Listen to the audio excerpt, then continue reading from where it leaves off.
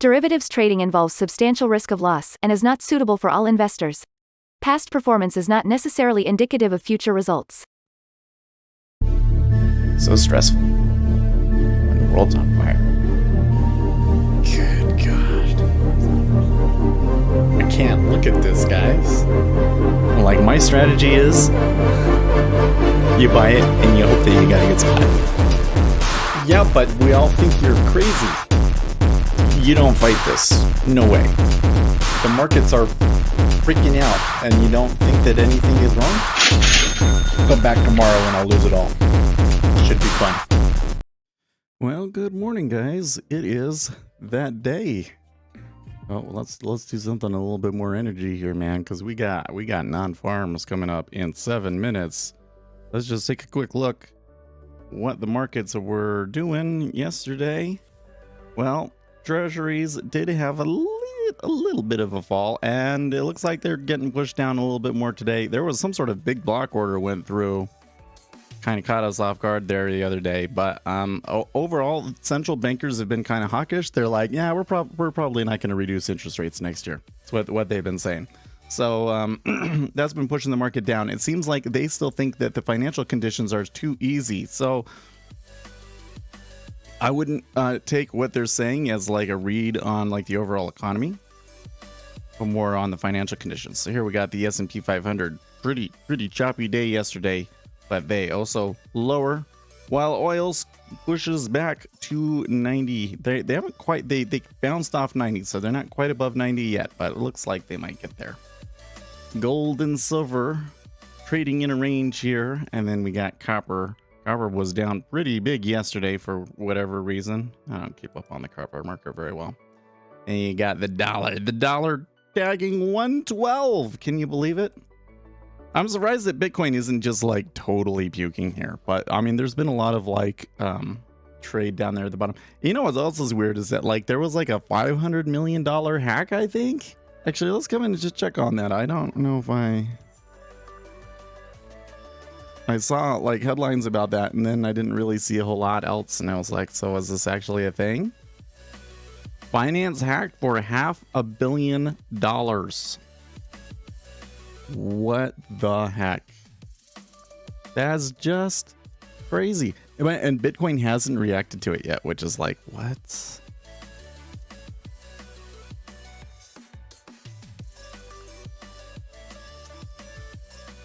I'm a little suspicious about the way Bitcoin has been trading past few weeks. We just put it that way.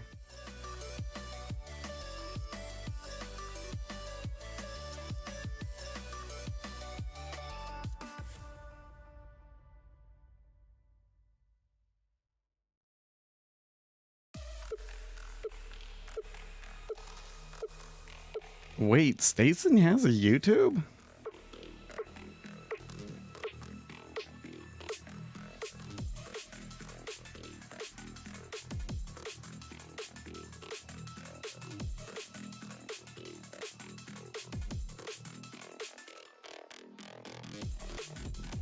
That maybe explains a few things, because he's always been a good poster, but I'm like, why? He's so consistent, and he just kind of posts a chart, and I'm like, okay.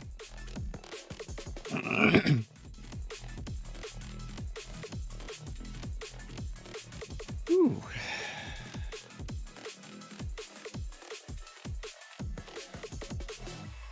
Okay, so the news. We've got non-farms payroll coming up here, and the big number, U.S. non-farms payroll. Consensus expectation 255, Goldman expectation 200. So I thought that, hey, if it was below 200, that would be really good for the markets. You might have like the strongest rally ever. But if Goldman is saying 200, that probably lowers the bar a little bit. We might need more like 100K in order to like really move them. You know what I mean?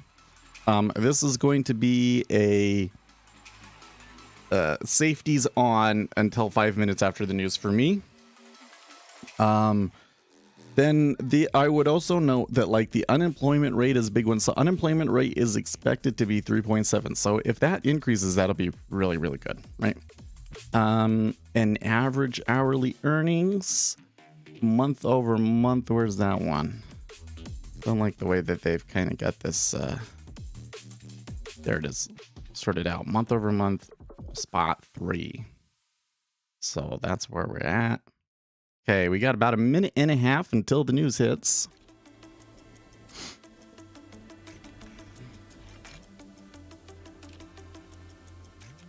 This is just gonna be that luck. So we're like more than a minute out, and the liquidity in the 10-year has almost completely pulled. I'm surprised that you still see them over there in the micros. Like, okay.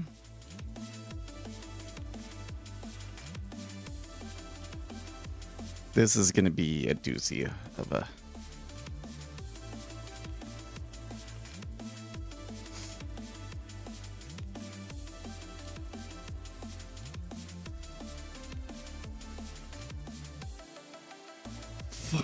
Maybe it just comes in right at 255. Then what do we do? Actually, I think if we came in right at 255, that'd be bad for the market. Oh my gosh, why is it streaming twice? That's weird. I think I clicked the button twice or something.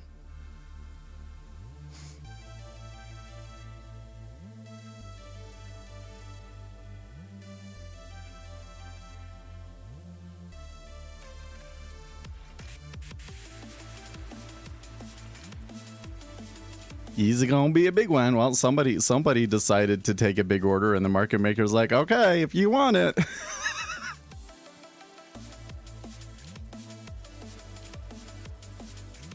Hands off. It makes me, like, just having my hand on the mouse makes me nervous. We will do some orders, okay? Here we go. 5 seconds.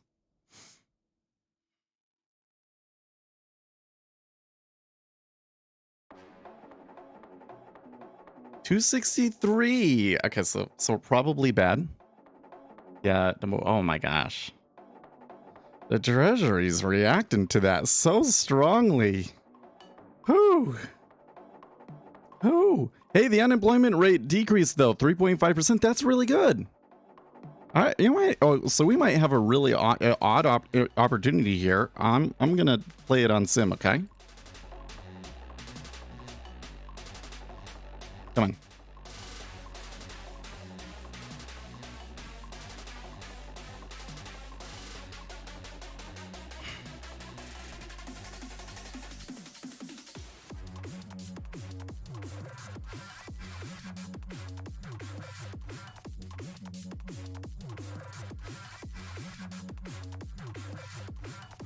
Jeez, stop.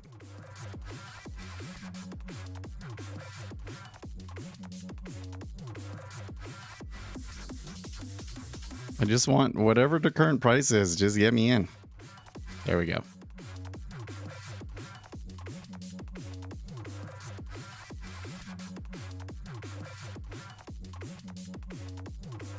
Okay.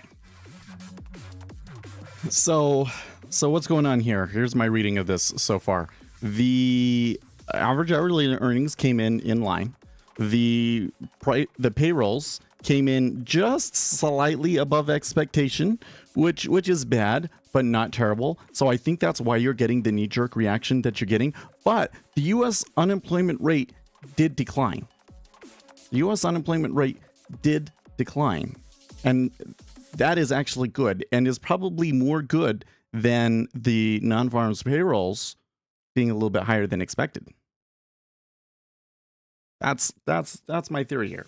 So I don't think that I can risk this on micro contracts, but I actually think, yeah, see, and look, you can even see some big guys loading some contracts up on this, right?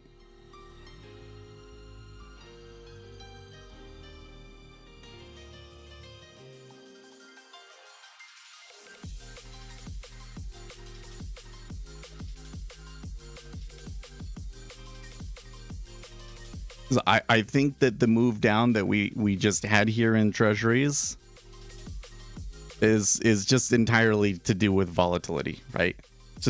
it might be like a little crazy here for the moment, but we might get the opportunity to buy it back a little bit later.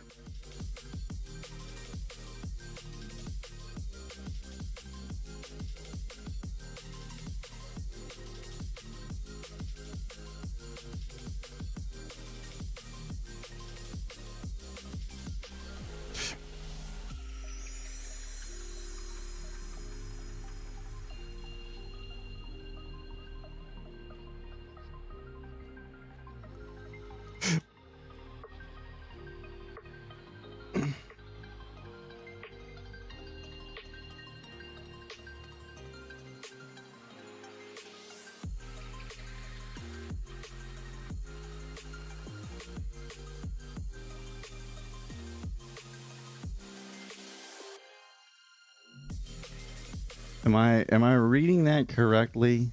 The unemployment rate decreased. No, that's really bad. Oh, I'm crazy, guys. I'm crazy, guys. The unemployment rate ticked down. I feel so stupid at the moment. You see, this is why I don't like to trade the non-farm like life. Oh, I did just get away with it there, didn't I? So the household survey ticking down. I don't know why I thought that it ticked up. I just saw that it was different. It's a little less than, but it's the opposite of the other ones. That's why I got screwed up. I'm so dumb. Yeah, I have it inverse. U.S. unemployment rate ticked down to 3.5% from the expected 3.7 and previous month's 3.7. So that's bad, and that's why the market puked so hard to the downside. Well, I wouldn't say that that's the reason. I think that it probably is more to do with liquidity, but because man, only 5,000 contracts to cause them to move all the way down there to the bottom is pretty crazy. Okay, so what do we do with that? So I was thinking that a number that was in line would be bad.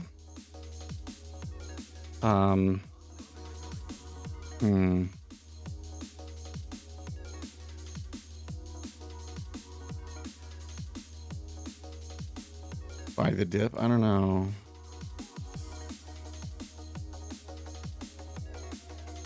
So the scenario that I was playing out in my head when I thought that the unemployment rate had ticked up, may still actually come to fruition, though. There might be some people that come in here and say, well, that's not really a big deal, and buy it back up. And you can see that there's a higher than usual backwash on this flow, right? Like we've had bigger pullbacks than usual, but this one is really wild. This one is really wild. So let's come over here to Zero Hedge and see what they say. I think that they should be picking up. Although I want to see.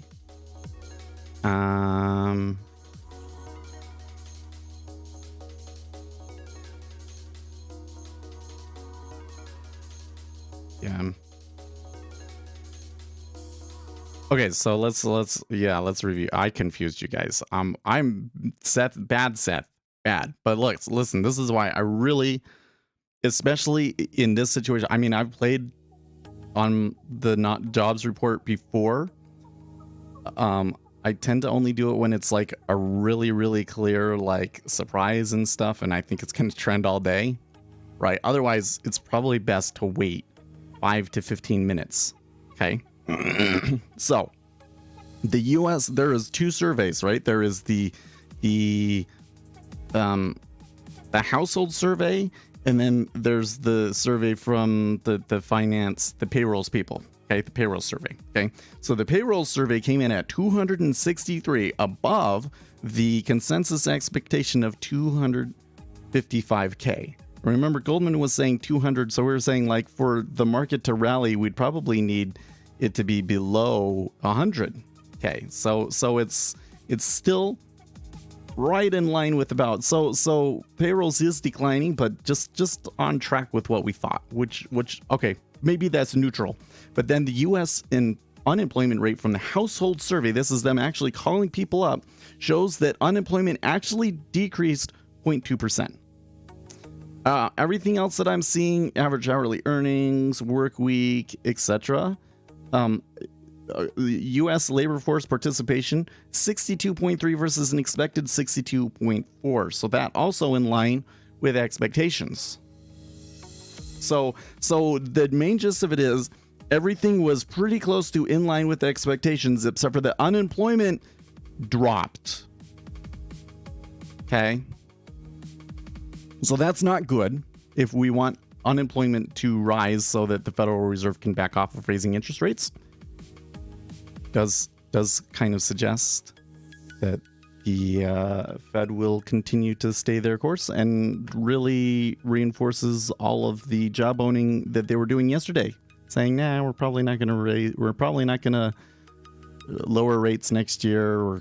We're kind of staying the course. And everybody, even the most dovish people, were like reiterating the same message. It's like they must have a meeting to be like, okay, here are our talking points that you need to use now. Because it seems like they're all saying the same thing.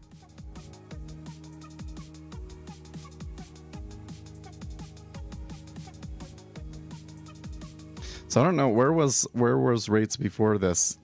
8.5, 8.4, 8.3. It was as low as 8.3. Let's say 8.3. Let's say we were as low as 8.3 today. 4% looks awfully. I guess that's still 10 basis points away. It looks like that 16 is acting like a significant sink here.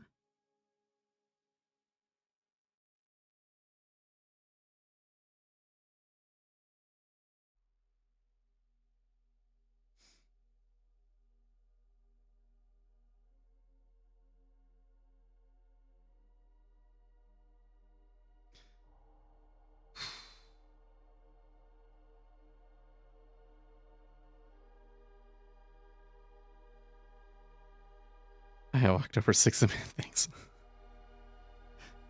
You know what I was thinking? So, listen, I need to focus. I need to focus.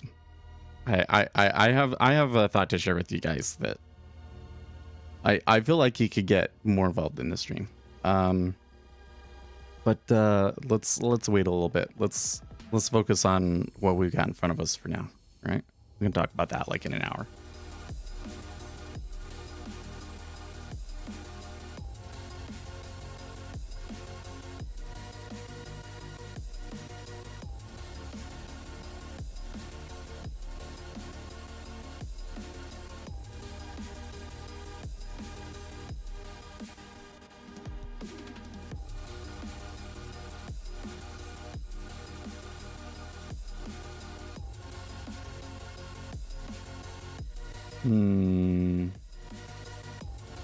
Yeah, it's pretty stuck there at 16. So, like, just looking at this, I'm kind of feeling like maybe I would want to get involved, but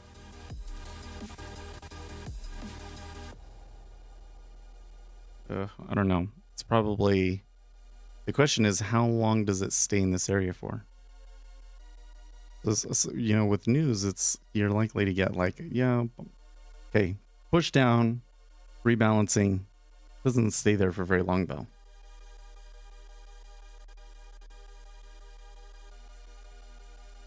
So you know what, that Zach reminding me about the date just reminds me that yesterday I never like ended the stream and YouTube ended it for me after 8 hours.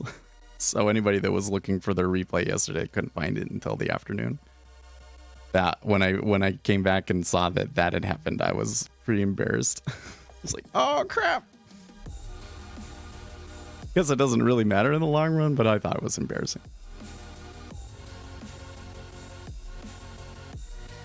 Okay.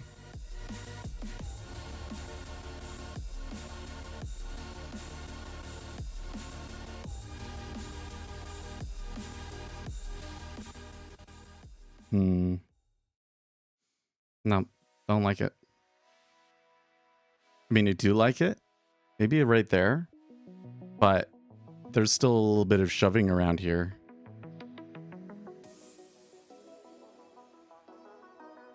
See that? And you know what? We're getting some pretty extreme movement in the spreads. So it flattened out and it's steepening back. It's the spread is essentially retracing. So it looks like the 10-year might be kind of stuck between a push and pull here. 60, 70 point ES drops, annoying moves for no reason. Yeah, well, the liquidity in this market, in like look at the full ES contracts. They're only putting up 20, 30 contracts at a price. That's really low, isn't it? Yeah.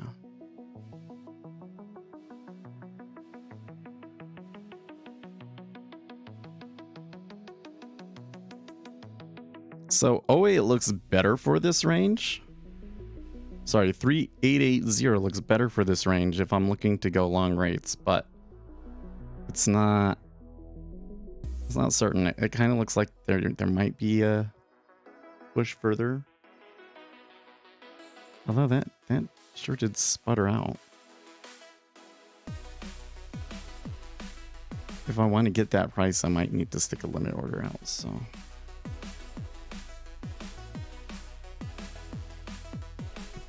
It's a little questionable though, because we are starting to get a decent amount of volume trading at 15.5, 16, right? Somebody took them at 18.5.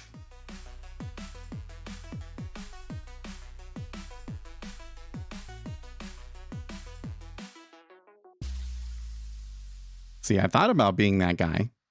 Well, let's see if it works out for him.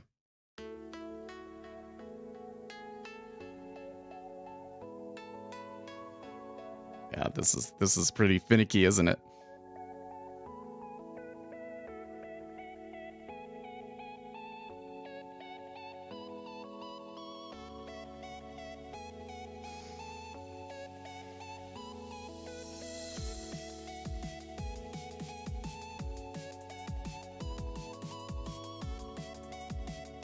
Okay. Well, White House announces new restrictions on microchip exports to China. There's going to be another slam for the I'm only third in line too.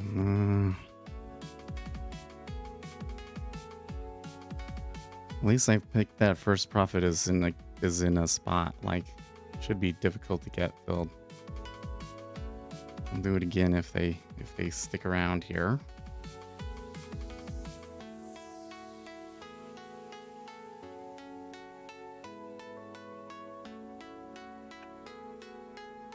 Okay. Weapons free, weapons free. That 30-year looks like it's just gonna get dragged down.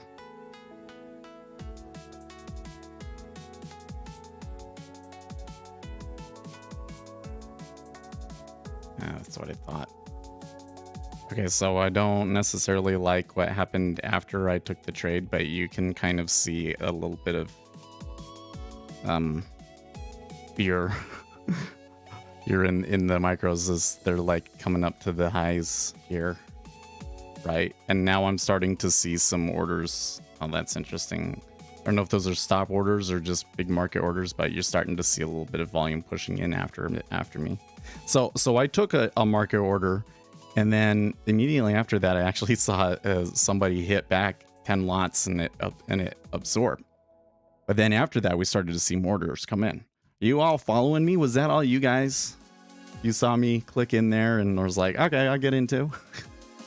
Because the treasury's definitely started doing it. But I mean, look, the 30-year is breaking lows. That's what's going on there.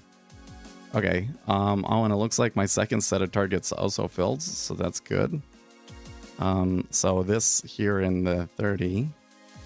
Yeah. Okay. Okay, so my sim trade, I think I can just kind of relax with that one.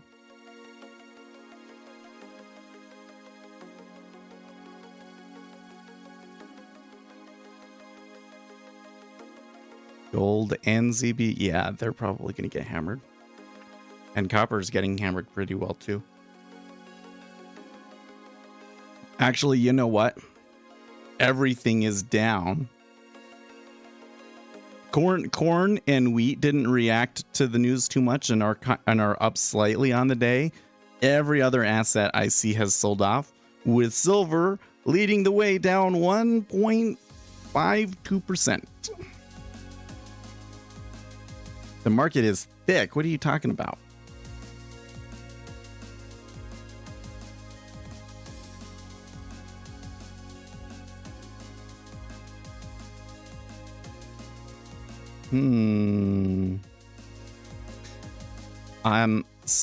So we got something really interesting going on in the spreads.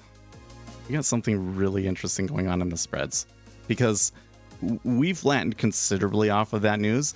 I think that the call is flat off of that, because that means the Federal Reserve continues to be aggressive and tighten, yada yada yada yada, right? But right now what you're seeing is steepening, because the 30-year is careening down to the lows and the 5-year is kind of sticking up there. So is this going to revert back down? Is the 5-year going to eventually like careen back down and get in line with its sisters? Is kind of the question now. I suspect that may be what happens. I'm not very good at predicting spreads, so let's just kind of put that as a test case here. All right. Zach, where is the best place to learn NinjaTrader 8 scripting?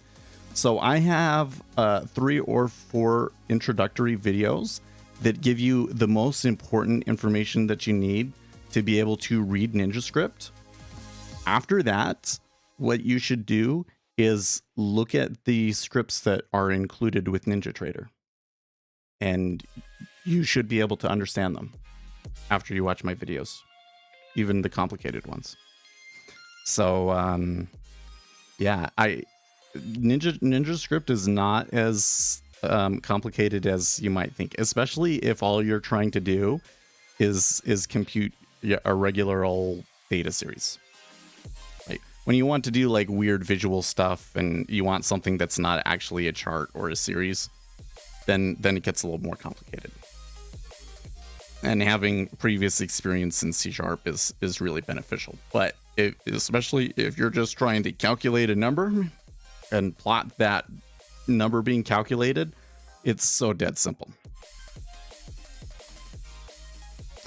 Okay, so we've seen a pretty decent decline in the treasuries here. Sorry, in the 10-year cumulative delta has declined by another 8,000 contracts. And they're starting to push a little bit harder. What's a beta? I didn't say beta series. I just mean like so for instance over here, I have my main chart, and then I have this delta, but then underneath of that I just have spread, which is just a line, right? It's a line on close. At the end of each period it calculates a number and plots it, right? Now how do I plot that? I do front month times front ratio minus back month minus back ratio, right? Now my spread indicator also allows you to draw it as a candlestick.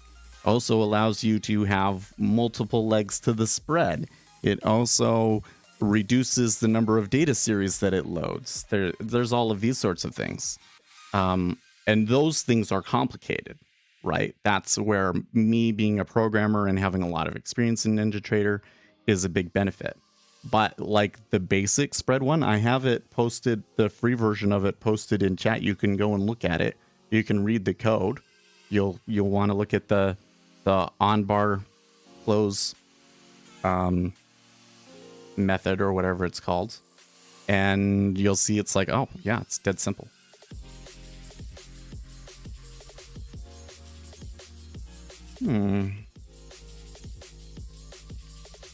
Off-grid trading, that's one that I haven't heard of before. It's not yours, you're just there a lot. Okay, well, I'll take a look at it maybe later. I'm having a little bit of a pullback again.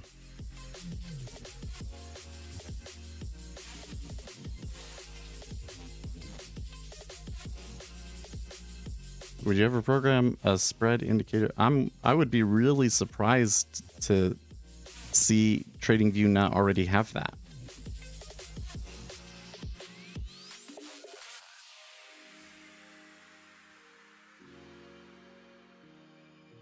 Like here's the thing. Don't tell NinjaTrader I said this, but it's kind of lame that a spread indicator isn't included with NinjaTrader. Like, I have a really good version of the spread indicator. NinjaTrader, you want to come and buy it from me? I'll give you a good price because I just want everybody to have it.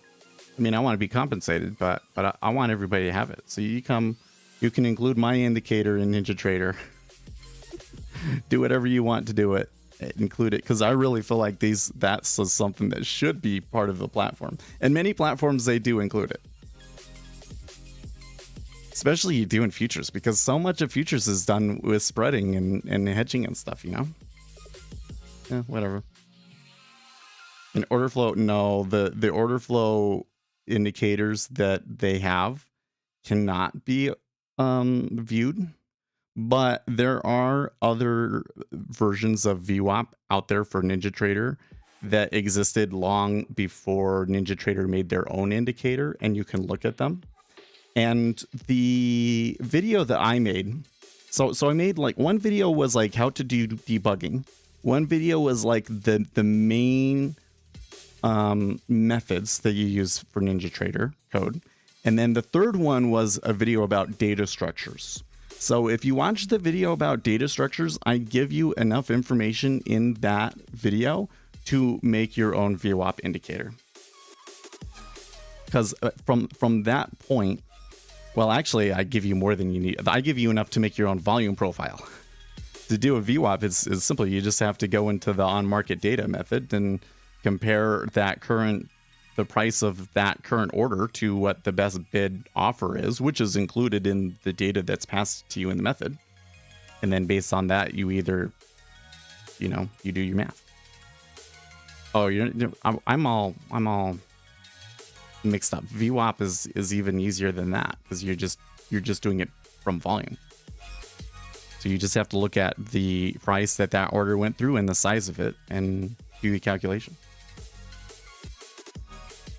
How did you enter your orders in ZN? So for that one, the way that I did it is I've been saying I want 4 to 5 contracts max. And I could see that they were starting to rotate around 16. And 16 in ZN is a round number, okay? Because we're 30 seconds at halves, right? So 16 is the middle of a ZN point. So when I start to see it rotating around that round number, I go, okay. So that gave me a spot that I felt like I could hold pretty well in ZN and take multiple contracts to kind of, build a position. And since I know that this is going to be something that like could continue to be a little bit of a roller coaster, I just had some pretty close targets so that I could take most of it off. And then you come and you look at it and it's like, oh yeah, for me to lose money on this, it has to really reverse, right? And now I can just kind of let it run. So that's what I was doing there. But it kind of, the dirty secret is that when I do that, that's basically me saying I'm not really very confident about the current prices. And so what I'm going to do is I'm going to try and take on risk to build up a reservoir so that I can try and stay in a position for a long time. Right? Can't do that over here. If I'm doing one contract, that's harder. Right?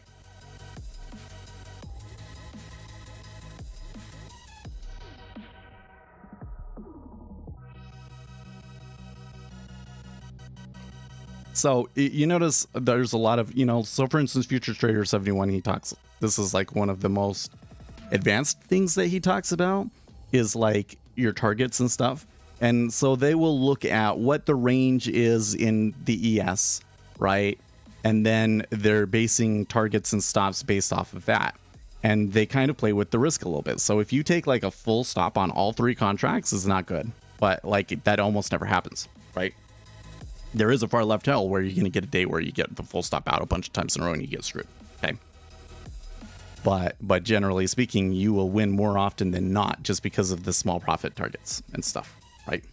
Or you'll get at least 1 or 2 contracts and then maybe you step out on the third, right? So I'm essentially doing the same thing, except for that because I kind of know based on the liquidity where things are going and where it's realistic for me to get filled. I use that instead. So if I know that 16 is the middle, because it's a round number and we do appear to be rotating, and then I can just kind of look at the distribution and be like, well, it'd be difficult to get filled at 14, but I can probably manage that one, and then I'll put the second target out a little bit further so that if we do get another further move down, I get it. And look, both of them filled, and now you can see it kind of coming back. So now we're still kind of in the decision point of, is it going to actually go lower? Kind of looks like they may do that. So I'm gonna bail this one.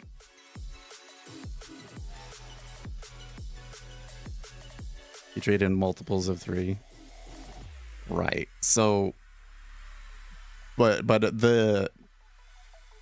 that's kind of my process to answer your question, but I'm trying to teach you something more important, right? Which is that what I'm doing is I'm taking on risk, right? I'm taking on risk in an area where price appears to be pinned, right? So it's I think I can get away with the risk, right? But if I don't, it's bad, right? If that didn't work on 16, right? I'm gonna puke 4 contracts up into like 20 or something. I'm gonna lose like $500 to $1,000. So I'll lose a lot more if I'm wrong. Right? Now compare that to what I do with the 1 lots in the micros, right? So what is it? What am I about over here in the micros? Reducing my risk as much as possible. So I don't want to come in and take an order where, oh yeah, it might range in this area. I can build a position and then kind of let it run, yada yada. Maybe if the account was a little bit bigger, I might do that. Maybe in some situations I might do it. In a less crazy market, I might do it. But here, what am I doing? I'm waiting for a spot where I think I have a really, really good chance of predicting what it's going to do, right? And so with the way that trade worked, when we were down in here, when we started to break, I said, okay, there was the balance area. It looks like they're going to push it further. And especially the 30 years breaking new lows is going to drag them under. So I have a place where I should be able to take out some liquidity here and have price go in my favor quite a bit. And since we know what the overall take here is, which is that unemployment actually decreased this month, which is the opposite of what the Federal Reserve wants, right? So this number, because of that, it was bad. So we should expect that further orders are in the treasuries, particularly going to be selling. And so that's my predictor of order flow. I wasn't getting the best spot in the range. It would have been better to have been at 3.88, right? Which was kind of where I had some of my original orders, which kind of sucks, but I digress. And you could see it, like I didn't take a profit where I should have. But was that a terrible trade? No, because I got MFE 15 and MAE of 2. Right? So I'm basically hitting into it right when I'm starting to see the rush of market orders that I'm expecting to see. Right? It's not the better trade because that's after she goes instead of before she goes, but it worked.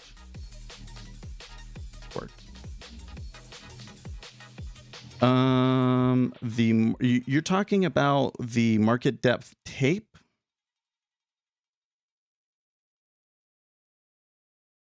So you're talking about, you come in here, you click new, and then you should see market depth tape. Okay. Oh, you know what? I wonder if did I screw up the package? I think I may have. Hold on a second.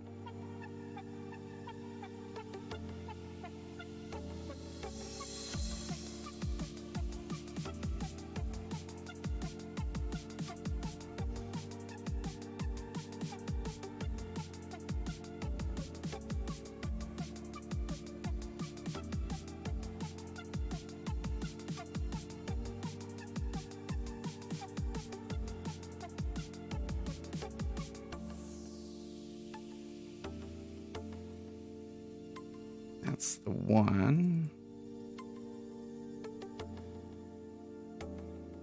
No, it's in there. So tell me this. When you unpack it, like if you look at the zip file, you open it up, do you see the market depth tape in there? So it should just do it on its own, but if it doesn't, you can just copy this market depth tape.dll file. You don't actually need the PDB. I don't know why I put that in there. And you can just put it into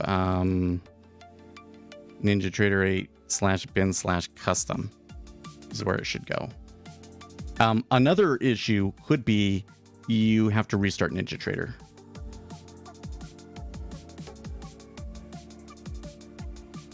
I think you have to restart NinjaTrader. And when you start it up, the zip file I have does not have that file. Okay. Let's fix that. Oh, was it Elite 3? Okay, that's interesting. You know, I should actually probably package it up again anyways. Oh yeah, no, I think we're okay to do that though.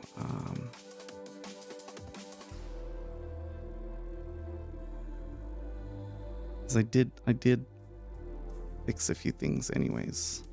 Let me re-export it.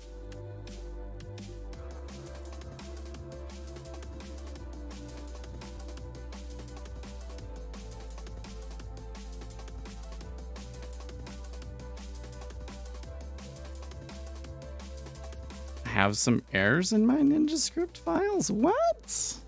Okay, hold on. I'm gonna fix it.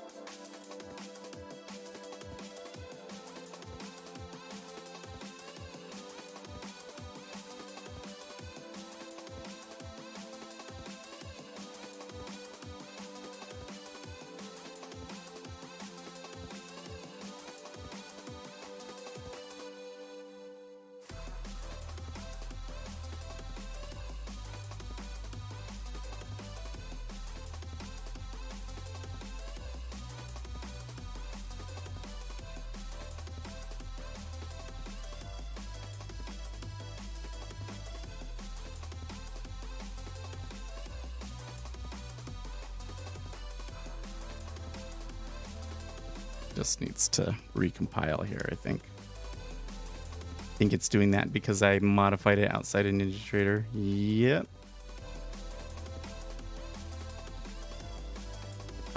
These ones are the free ones. Should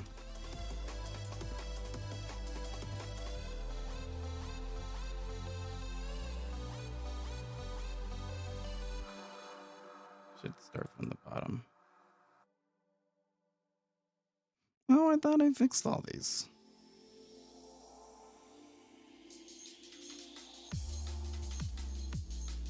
I'll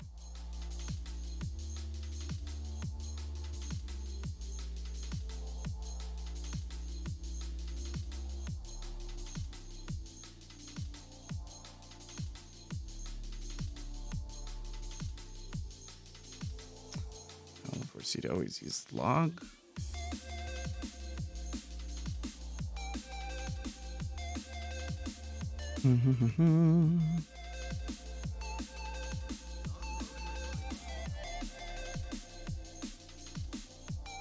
This is probably where I should be back in, huh?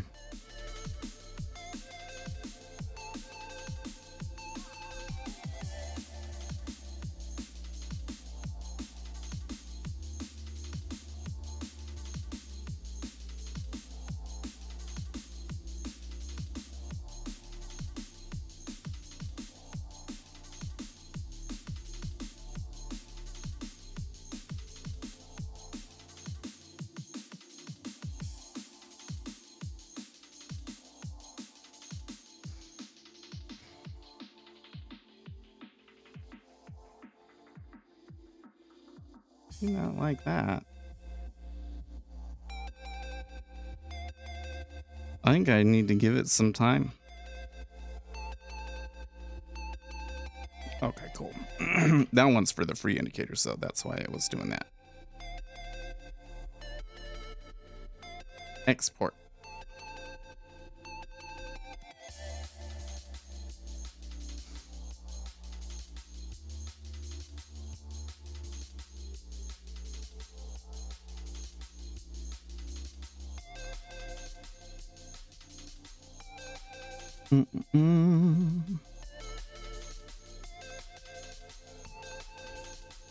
So you want to see a secret?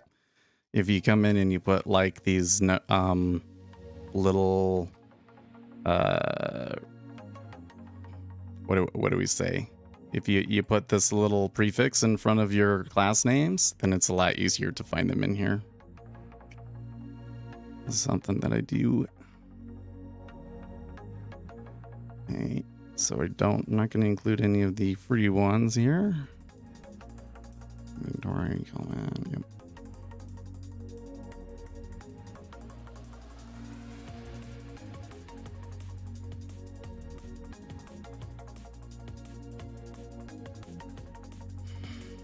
No, that's weird. I got an extra one in here somewhere.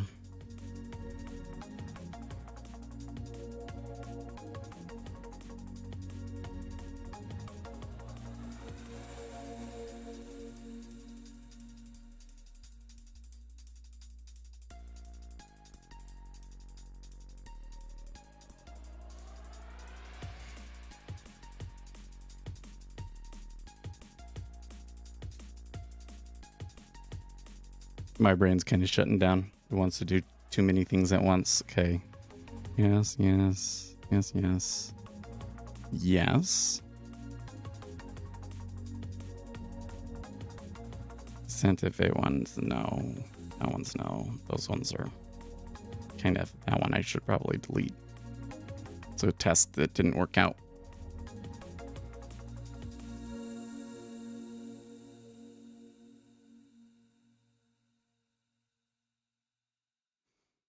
Okay.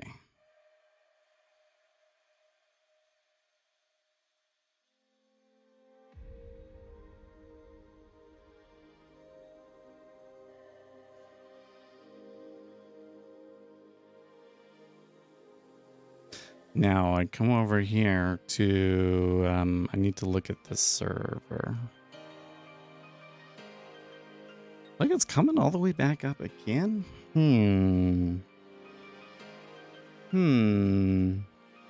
It's a little weird, to be honest with you.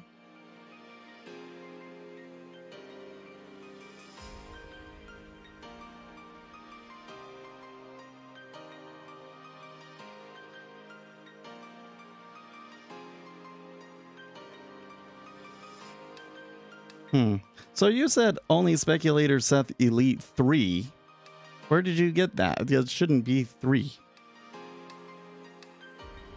Well, that's kind of weird.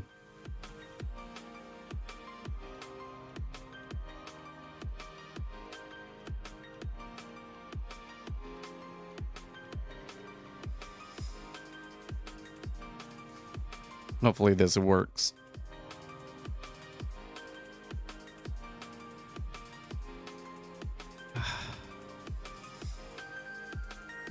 No.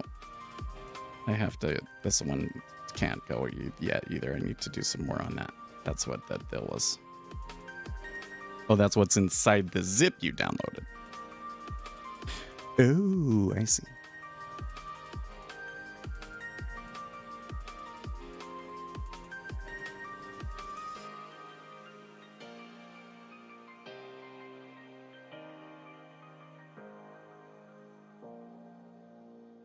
Better.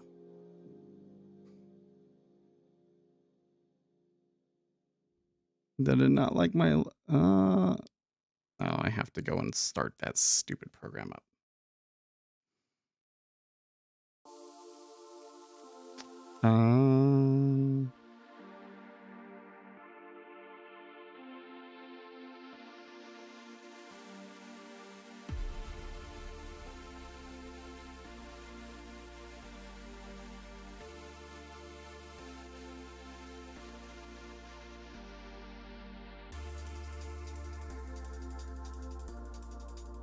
Hmm.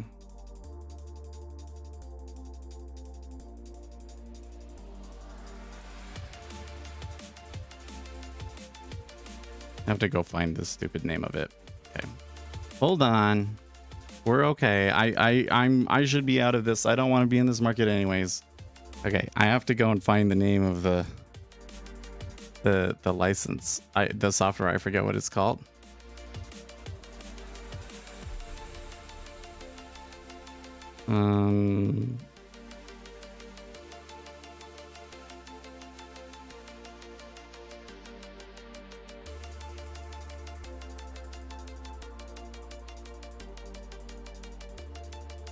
I think that for that to work, I have to like have opened the application once during this.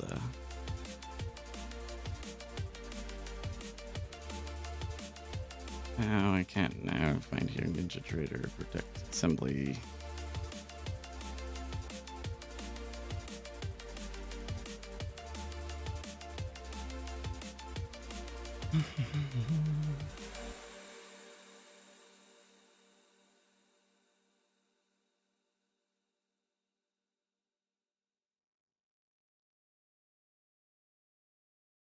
There it is.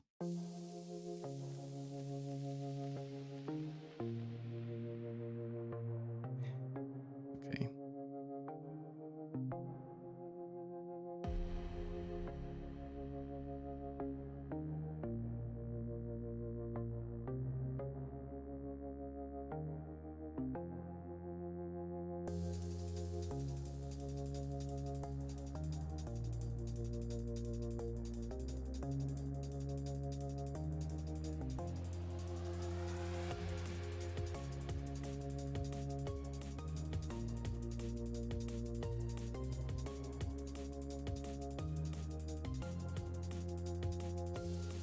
No.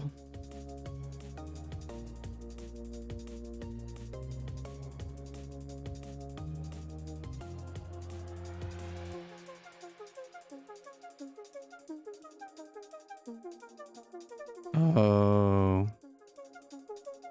Oh, it didn't auto renew because it couldn't process the order. Okay. I have to fix that. So here's how we're going to do it instead. Yeah, that's the same one. Okay, so I'm just gonna pull it over.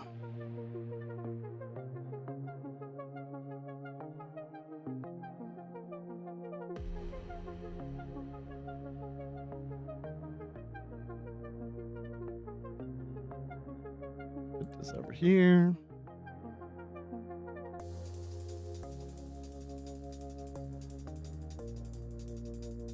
I really thought that it was going to go that time, and it came back up. It's kind of making me wonder about this move.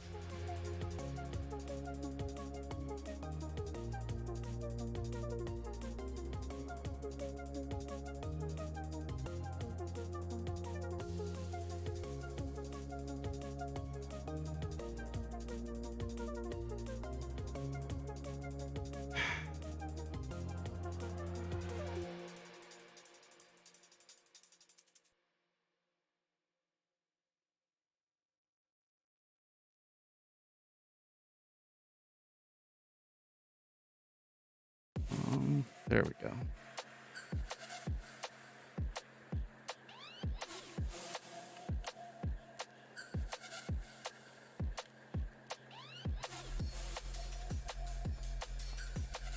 Oh, that's funny that it calls it Elite 3. Okay.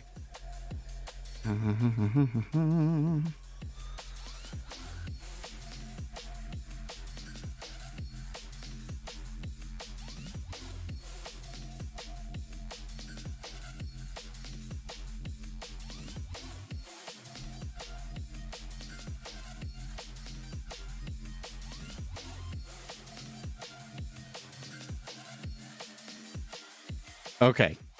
David, try re-downloading it, and now you should get it.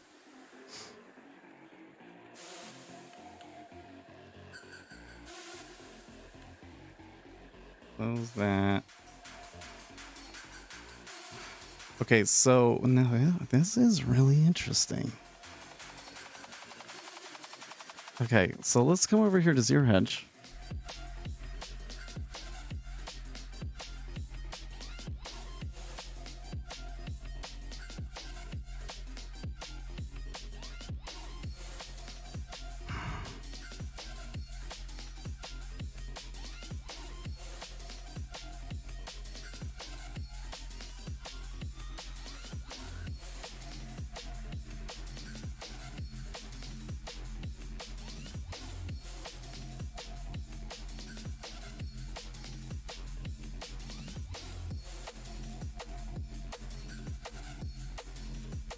So zero hedge's title is September unemployment rate tumbles as payrolls print above expectations.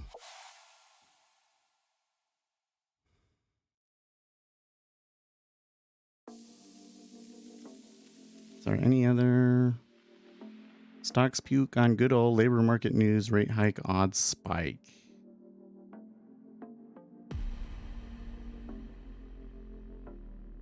Ahead of its today's jobs report, in its scenario analysis, JP Morgan said that print above 260K, or where Bloomberg consensus is, would be slightly negative for stocks, as it would hurt the loosening labor market narrative we heard since the below expected JOLTS number.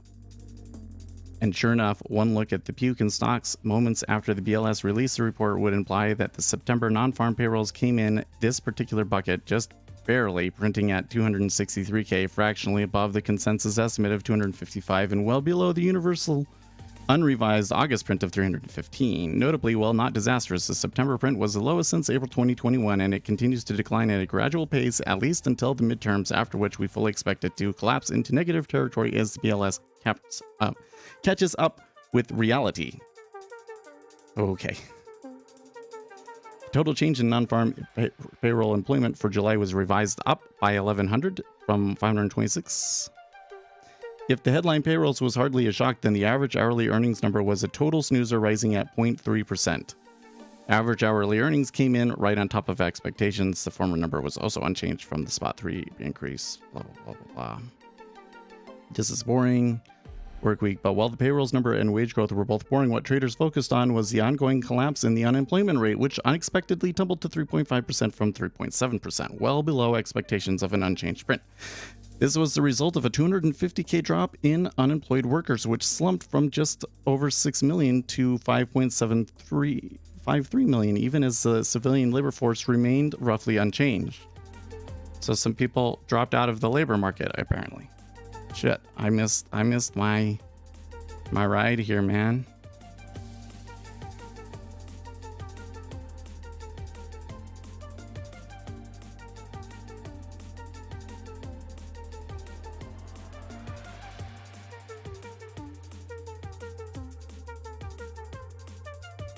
While I'm thinking about chasing, I don't really like the way the 6J looks at the moment, so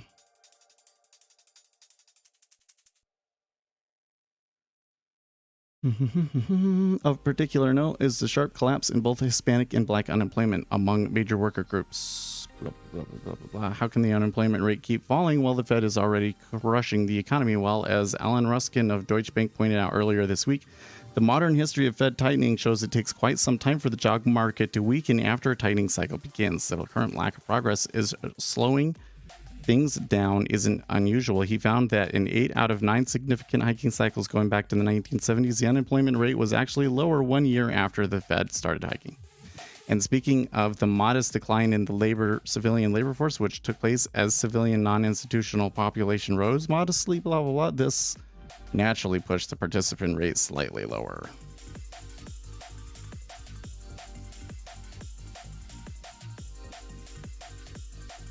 Jefferies economist Thomas Siemens, to the extent that there are any implications for the Fed, the data that bring us back to where we were before last month. There is not a lot of capacity for the labor force to grow, and thus strong wage pressure is going to continue to be an issue. We still expect another 75 basis point rate hike in November.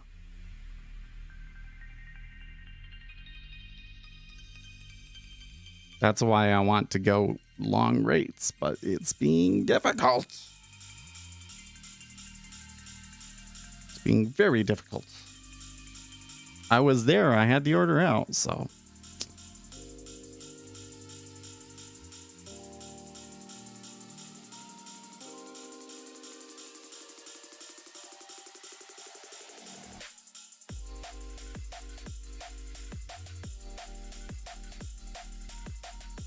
Bottom line, the number is too important and too political to be allowed to tumble to this. Is, I hate it when with the conspiracy theory nonsense the Zero Hedge puts out, right? We can't let the unemployment rate tumble just before the midterms. That's not, I think that the number is probably accurate. It was in line with what everybody expected.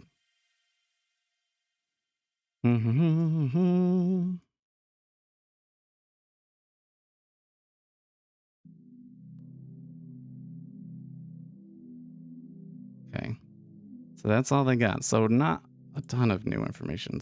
There's some interesting things in the report, but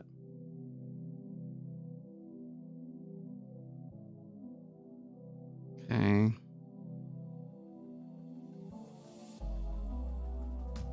Now I got to get back in the mode. I'm feeling a little bit more comfortable.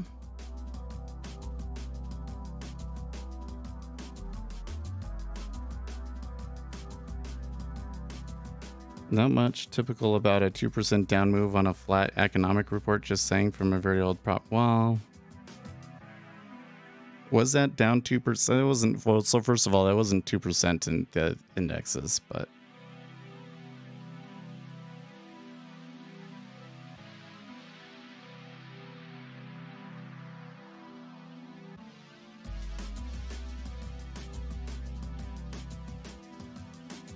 no.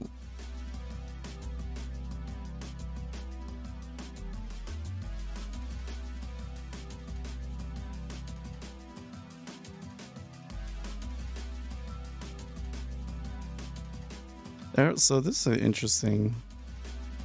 Some pretty big rebalancing in the 10-year and cumulative delta. We're actually positive cumulative delta now.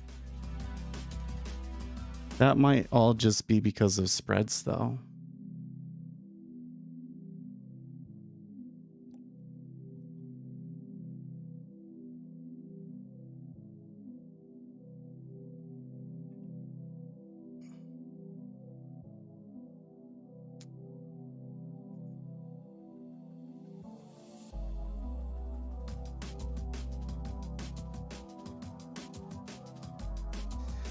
I still wonder. Let's see.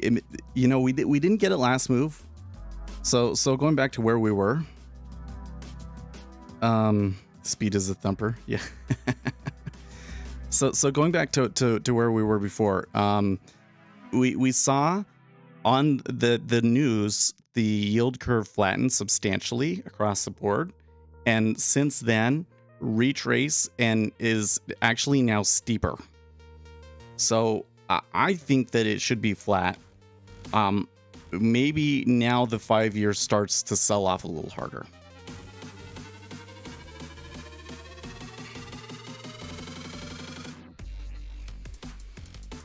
Because based on all this news, I'd like to see the 10-year up at like I'd like to see the 10-year at 4%.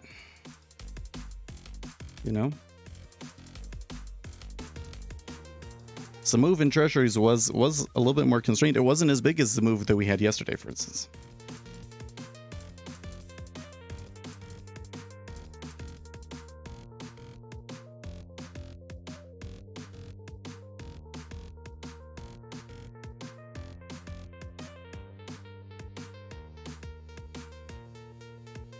What's the best place to learn spread trading? I wish I had an answer to that, Zach, because everything that I've had to learn about spread trading, I've had to learn on my own. I've never been able to find a really good resource about spreads. In particular, I'm looking for like empirical statistical information about how spreads tend to behave. There does appear to be some degree of mean reversion to them, but you know, in terms of like what is a really good price on the spread to do things, I've never been able to find any kind of information that would help me on a technical side. It's just looking at the economic data and learning which way the spreads go based on the economic data from watching it. That's why I was saying earlier, like I think that the correct answer here on the spreads is flatter, and the initial move was flatter. So it's a little weird to see the spread completely steepen back up. That's why I'm thinking it might go through, but I'm acknowledging I don't necessarily have a super solid track record of being able to predict that. Yeah, I mean, I think it's stuff that goes on mostly at the banks, you know, and they don't. I don't know. This is a little frustrating. I would have expected there to be like a really good book on it or something. I did find a book that's analyzing and interpreting the yield curve that's kind of more of a quant book, but that was really good, but still left a lot to piece together, right?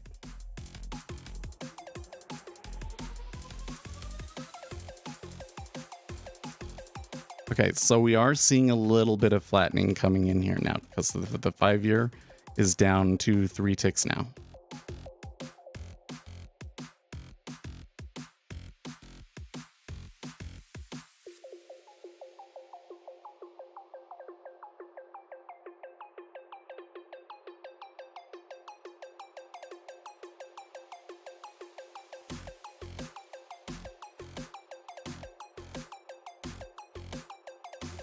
Okay, here's the S&P 500 starting. I am in the mountain time zone. So my clock is 2 hours behind Eastern time. There was a little bit of covering and recovery there just before the S&P 500 started trading.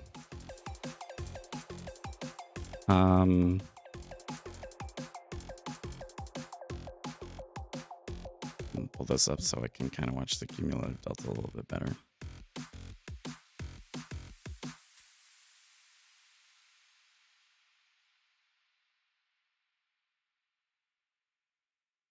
What was the metric for a recession that the 10-year needs to be? Okay, so when the yield in the 2-year is higher than the yield in the 10-year, that tends to be indicative of a recession coming.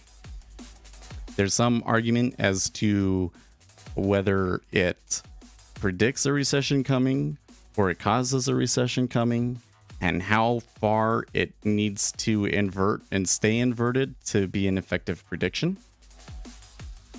But that's the metric. So you can see here the 2-year is very clearly above the 10-year, right?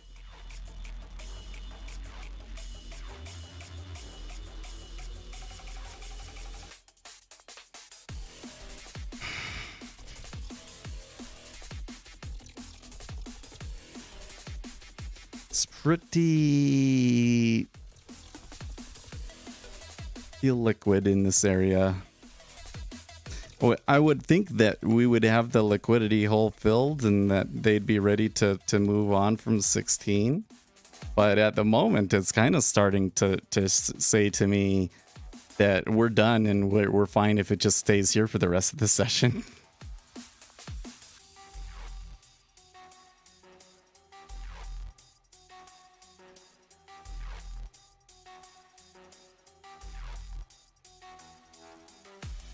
But you can see when it moves a couple of ticks all at once and hardly on any volume.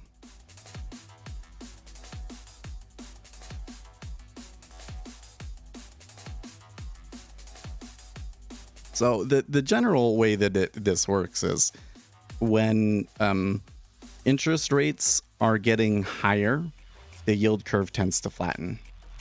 And when interest rates are lowering, especially when like a recession happens and we lower interest rates, then the yield curve steepens back out. That's the general tendency of it. So the reason that you can kind of use yields to your advantage is if we're in an expansion period, you can just go flat. It's just like the S&P 500. Like if you're, of course, we're trading micro contracts and there's leverage involved, and the degree of a pullback in the S&P 500 is going to be like way bigger than your account size, right? But generally speaking, if you just buy the S&P 500 and you hold it long enough, you're going to make money, right? And it's kind of the same thing with the yield curve, that during an expansion it tends to flatten, and so you can just look for an opportunity to go flat, and it kind of works in your favor that way, right? And you're fine doing that unless the recession is here and they're lowering interest rates, and then it will steepen up against you really, really fast in a very short time period, and then we go back to flattening again, right? So that's the one thing that I kind of know about how to do the yield curve, and why, part of why some of these bigger institutions would prefer to do things with a spread. Makes sense?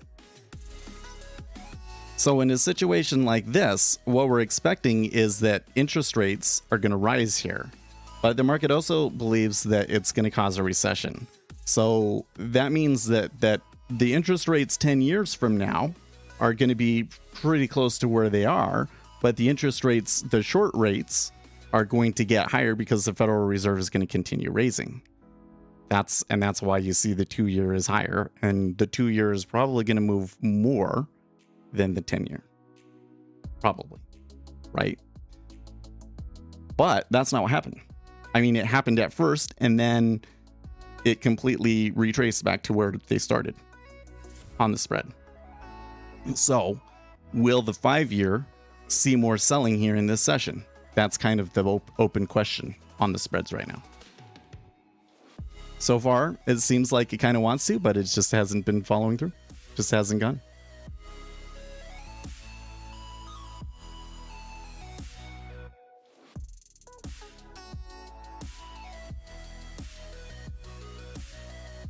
Yeah, 10 years been across this range a lot.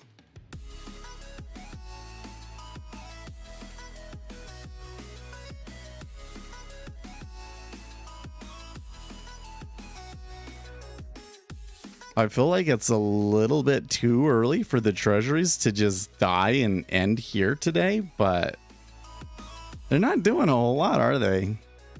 In the S&P 500, of course, the S&P 500 took a huge dive off of the news, but since they've opened, the S&P 500 haven't been that interesting either, have they? 1.4% decline on the open, but then not much else since. And this is a kind of a setup where I feel like that the NASDAQ could drop like 2%. Like Greg was saying, it's not much typical about a 2% down, but it's pretty typical of the recent volatility that we've had and having a super illiquid market and stuff, right? It's totally possible. There's 16 again.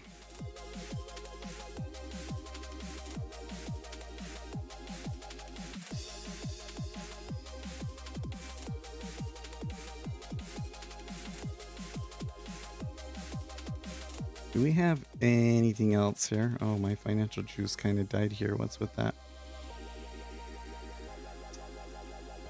Feds Williams speaks at 8 o'clock and wholesale sales. Then we have more later on, Kashkari and Bostic.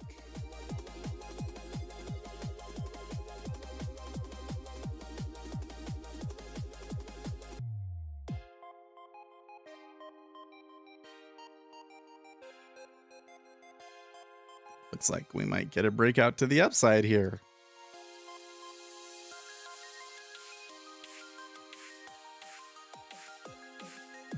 Well, if they do go this other way, I might pick contracts up again in the CN.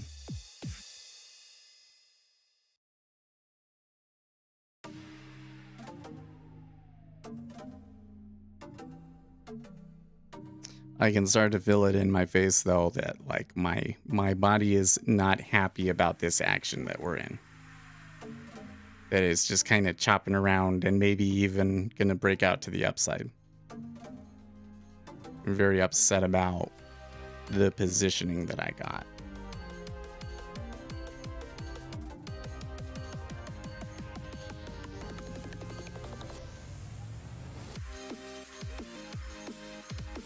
And I know what I have to focus on more, the execution of the order or the bonding.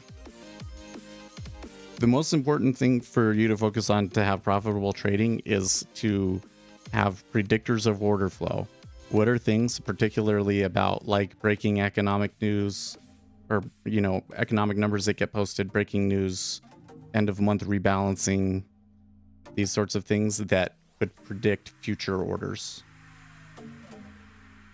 That's where your edge is going to come from.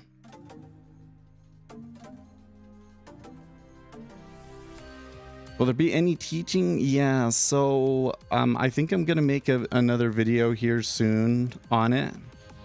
I did update the documentation, so if you go to the website and you click on the detailed documentation, you can see the description for what they are.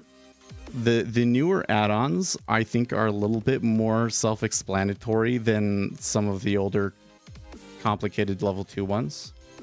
Okay, so you know, just pull them up, and I think you'll find that it's pretty easy to figure out what they're doing and why they might be useful. I will make a video at some point, and I'm working on putting a webinar together with NinjaTrader, although it sounds like that won't be until next year. See, like it started to come back down and then right back up there. That just is, yeah, it's pretty illiquid.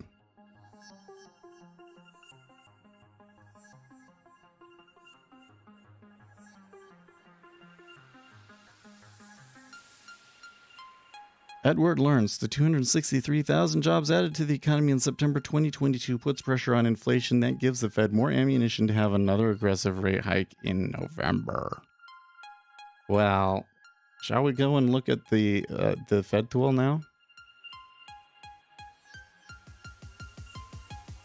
Fed Watch.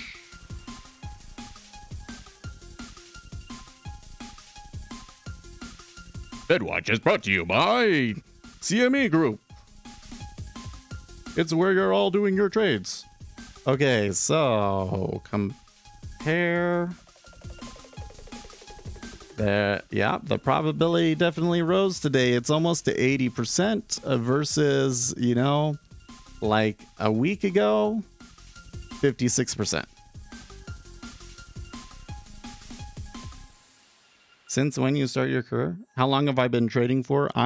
I've been involved in the market since 2008, but I started futures trading treasuries in 2017. 2016. Really more 2016.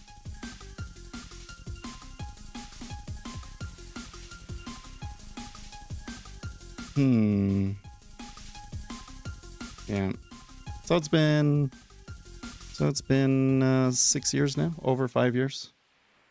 Over 5.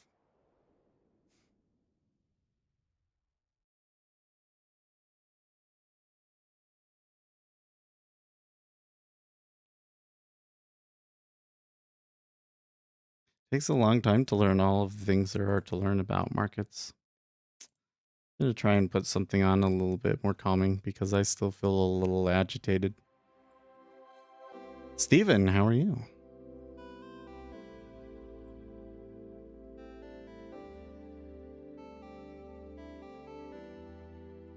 Okay, so pretty much everything had sold off on that news. Oil has now recovered. Oil is back above $90 now. So that's good for oil. It's not good for everybody else. This inflation thing is not looking so hot this week, is it?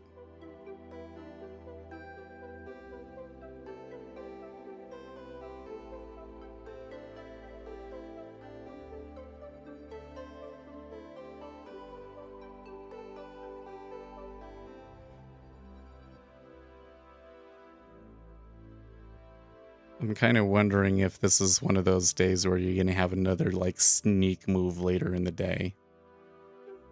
So that's been happening a lot lately. And I feel like that maybe the treasuries had already priced a lot of this in the past 2 or 3 days, but I feel like that the tape should be a little bit more clearly to the downside than it has been.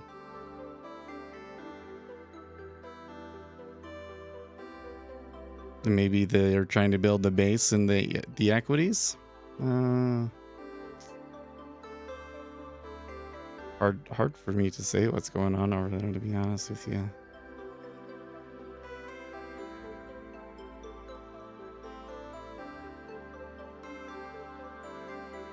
My Ninja Trader cumulative delta is kind of being uncooperative at the moment. Overall, I know that it's been a sell. It's not super dramatic yet. Well, that definitely added to it. Yes, right there. That was just 5,000 contracts just slid through there. Woo!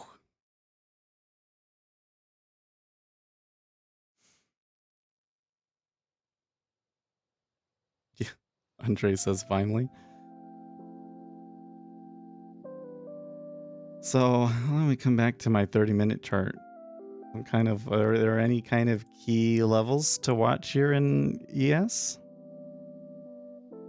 Well, there might be a key pivot just below us at 36.85 maybe, let's say.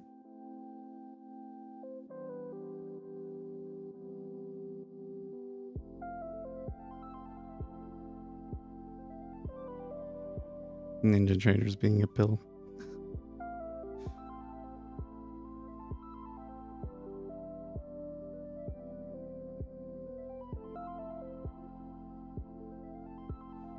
Treasury is back down to the lower end of their range. 30-year actually leading a little bit.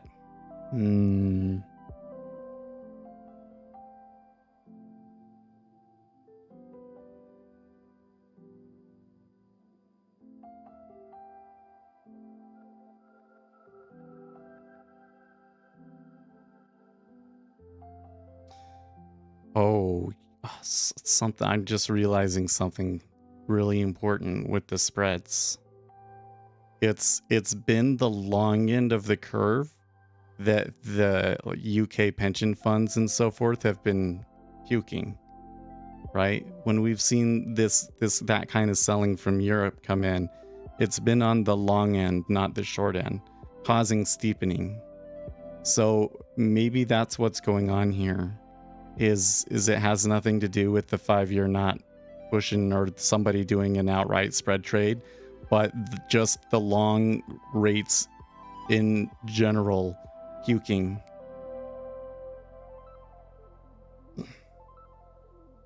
Well, if that's what happens and the 30-year continues to push lower to new lows below 125 even, that would be a good thing for any kind of long position that we have in the 10-year.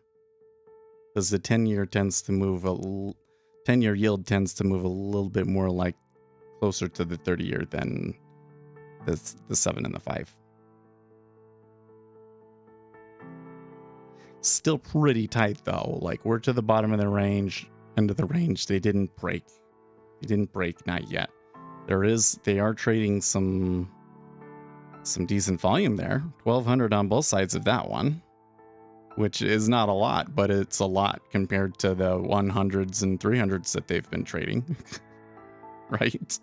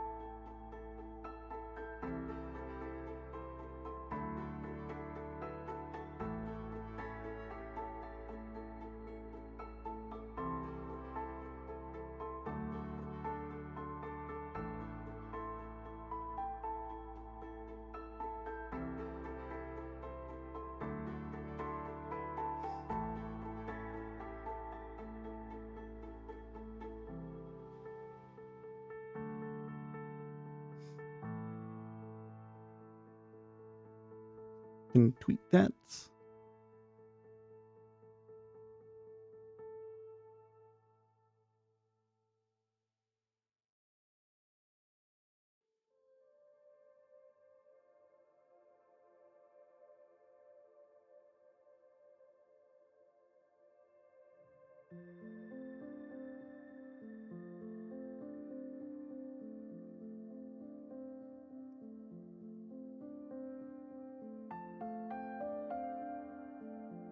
okay, so Nick Demiros posted an article. I haven't seen him tweeted on Twitter yet, but my news squawk is saying that they did write an article and that this report puts them on track for another large rate rise after the jobs report. Yeah.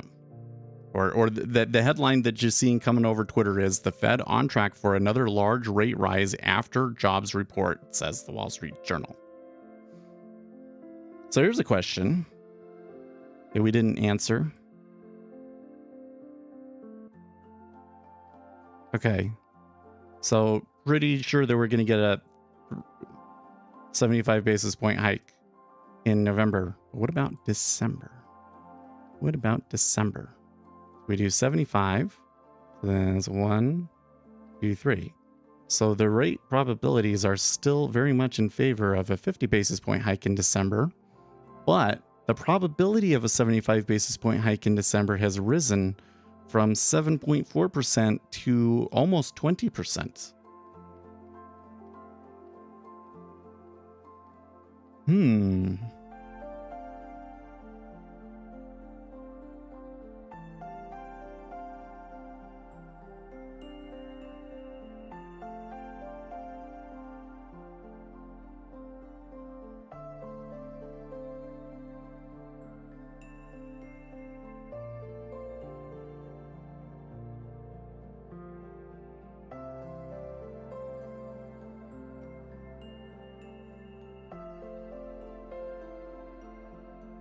Oh.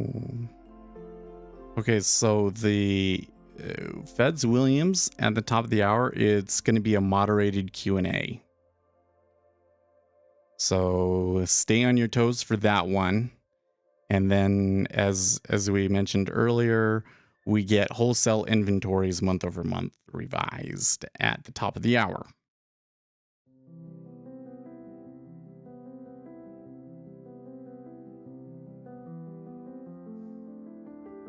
Wholesale sales month over month.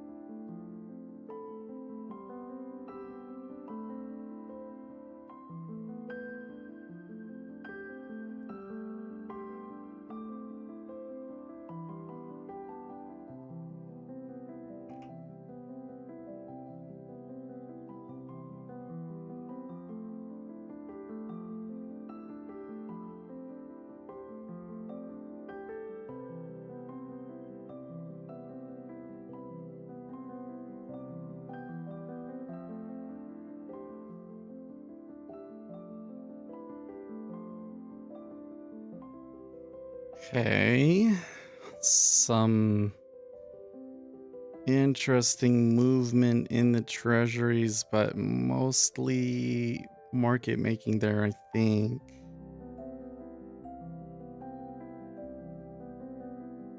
I'm noticing that the traders are kind of shying away from that 14. Where there was some major transactions. They're willing to hit it at 14.5 though, huh?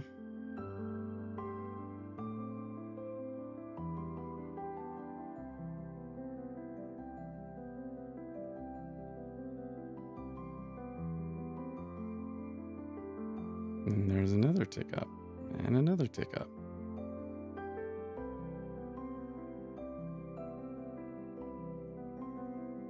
That one actually being driven more by the 10-year.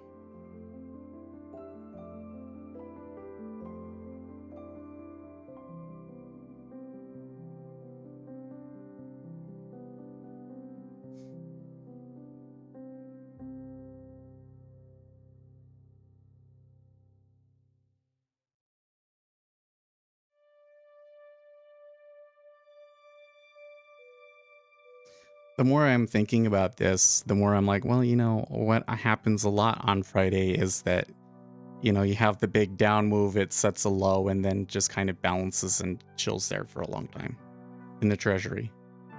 I feel like that it got to that point where they had found like a quote unquote balance area at 16.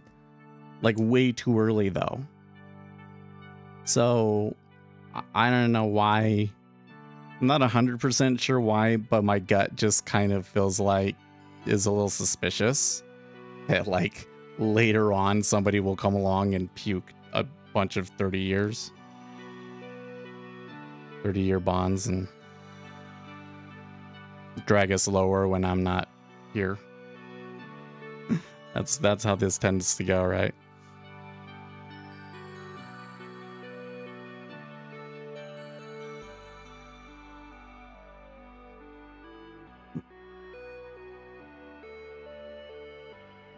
And big order, well, not the big order, but my orders that I put up at 18, just in case there was like a false breakout or something, never filled.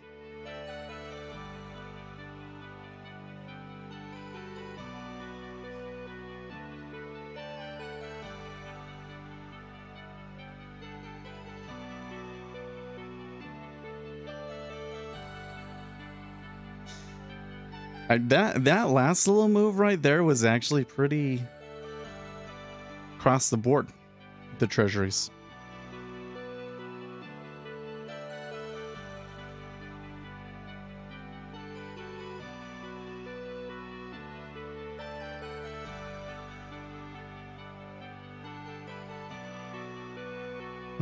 Oh, you know what else is going on? Man, I'm finding this over and over again. Maybe this is a sign that I should quit for the day. Because I'm keep going like, oh yeah, there's another thing that matters that I forgot about. We're close to the prices in the Japanese yen where the Japanese stepped in and did currency intervention before.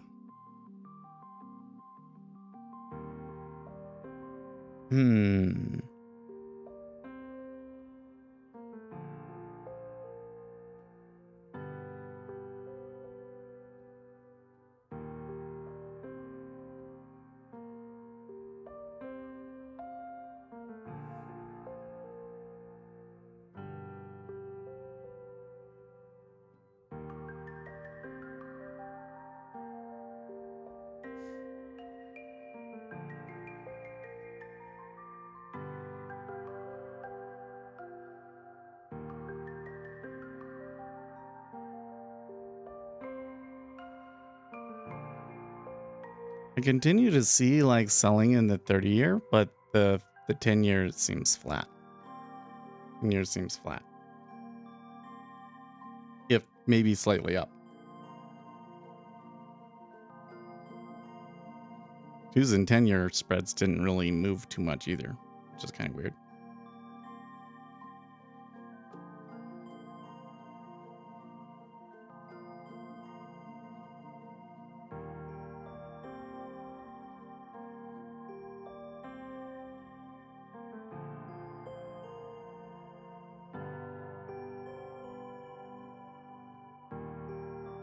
I give you credit for streaming and trying to trade. I could not do it. Sometimes it's really hard, huh? Yeah. I feel like right now it's really hard. Like where I will get really frustrated is when we just stick in a range when I think that it's supposed to be doing something. Typically, I've had some things that kind of help me time it and everything, but today is a little bit of an odd day. I'm really frustrated because I had an orders out at around 9:15 Eastern time before the S&P 500 opened, when I was trying to buy like 3.7 or something, like 3.87, and I didn't get filled, and that would have been the place, and then I could rest easy. But instead, I ended up chasing, and now it's chopping around me. Not particularly encouraging.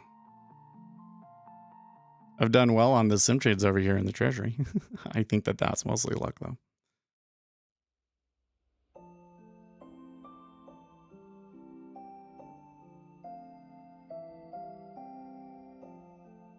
But I've had trouble getting more than 15 ticks after this. Here on a pretty critical piece of information, I feel. Isn't that interesting?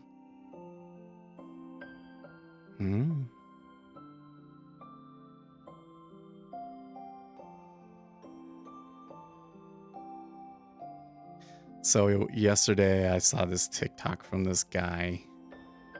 Oh my gosh. I wanted to slap the guy upside the head because he was like, if you want to be ahead of the market like me, you need to become a stat geek like me.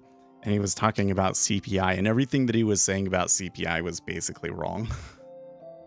He was like, well, he was pointing out the year over year rate that, it's likely to decline here because, it goes month by month. It's like, well, yeah, assuming that we don't continue to have hot inflation prints, which is probably going to happen with oil on the way back up, right? But then you're ignoring core CPI, which the Federal Reserve pays attention to more, right? As long as core CPI is above 0.3 per month, I mean, we can handle 0.3, but when you're getting like 0.4, 0.5, that's bad. That's not good. That'll continue to be a problem for the market.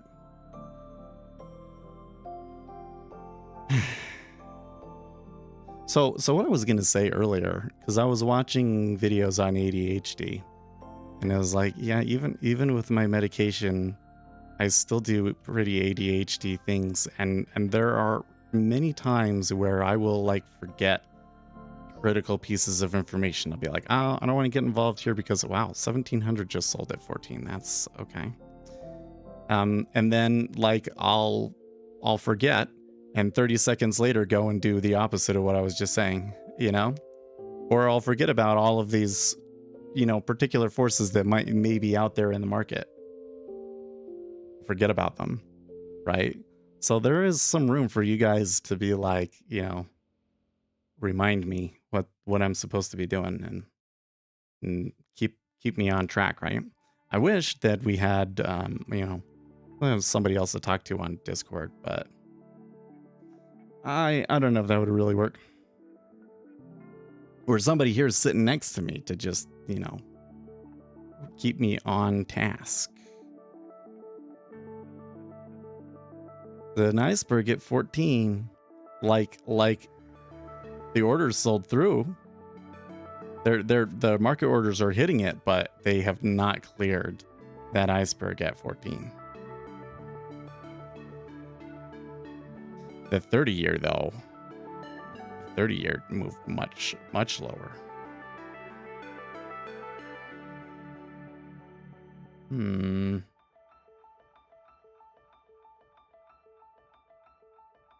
Yeah, but it's still kind of absorbing there. And by the way, when I look at the Japanese yen is not moving at all.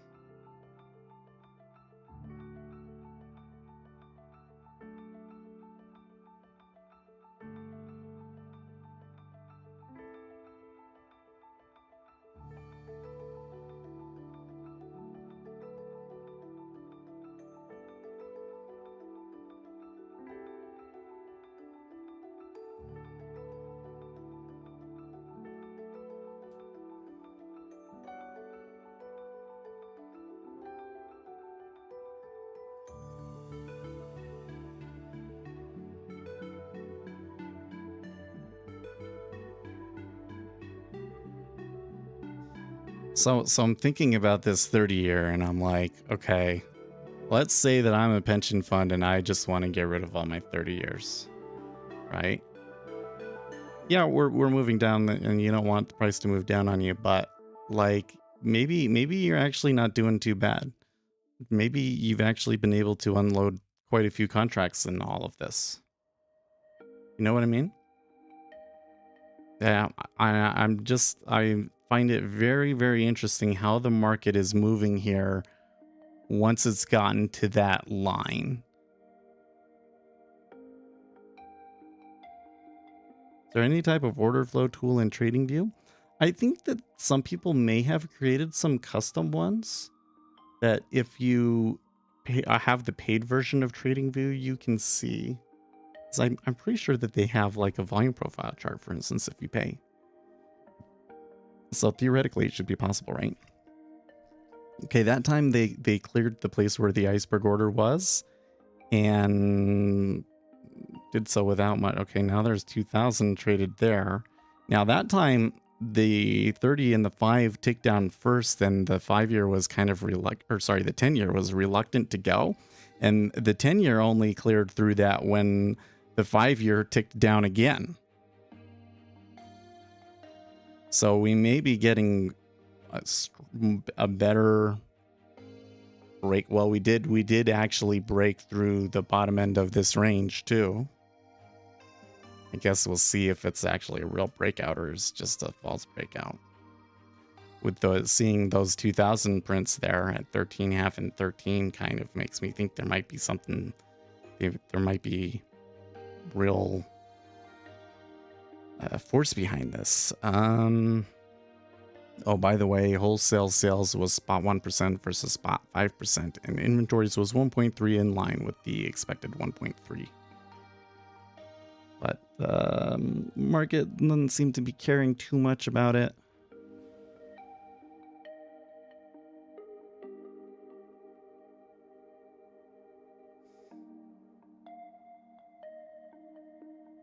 So we do have a Discord room, Zach. So here was the problem.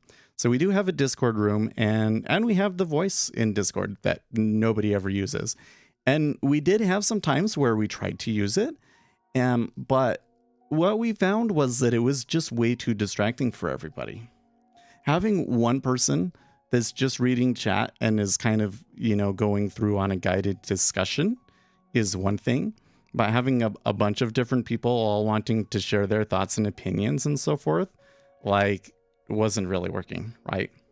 So what I would need would be somebody that's there that isn't really trading themselves and is mostly just listening and just interjects to remind me things is I think what I really need. But I had a thought yesterday, because I was watching these ADHD videos, because I think that my child is ADHD. I think that he can talk, but that he's not motivated to talk. So I'm hoping if I can motivate him to talk, then things will improve. Because it's an ADHD problem, right? The reward centers in your brain don't work right. One of the things they were talking about was setting timers and stuff. Because I sometimes I will forget that we've got news in 10 minutes and stuff like that, right? They're doing an okay job with it.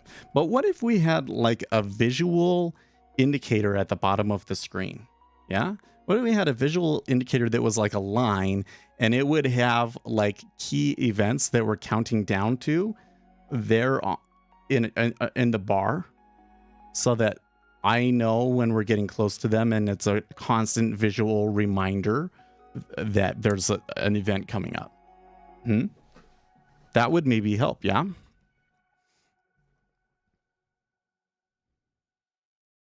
Okay, so here's Feds Williams speaking. They're doing the Q&A, and we're getting stuff from him now, and he's saying that inflation is high. Inflation is high, and that they need to keep raising. Fed whisperer Nick DeMiro says, Fed on track for another large rate rise after the jobs report. Officials are trying to prevent wage pressures from sustaining higher inflation. Matthew says, please, you saying you really like my timer idea?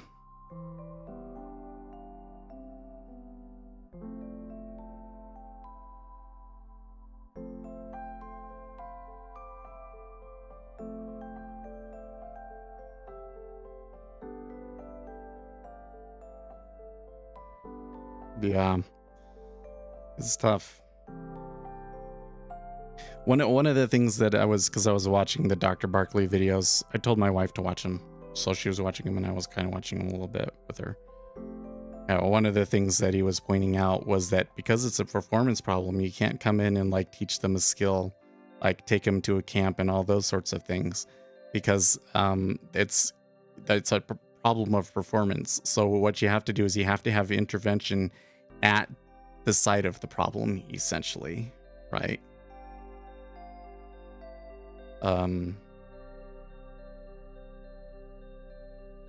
Yeah, so Basically what that means is like if my ADHD behavior is leading to me to do a particular thing in trading that's disadvantageous to me, right? Then I need to have the intervention here, which I don't know how you do it other than have somebody babysit me and say, no, Seth, here's your rules or whatever the deal is, right? So that's where you guys can come in, right? Because you can say, well, we have, okay, Seth, you're thinking about taking a trade here, but we have significant news in 10 minutes, right? And you probably want to wait until after the significant news. Okay, so there's a little bit more liquidity here between 12 and 10 in the 10-year. The 30-year has not broken the lows yet, but they're starting to inch towards it. They're starting to inch towards it, and I am seeing the Japanese yen decline just a tad.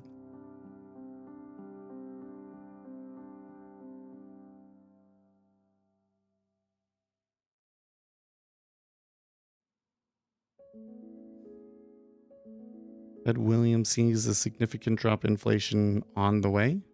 I believe the growth will be positive next year, but unemployment will rise.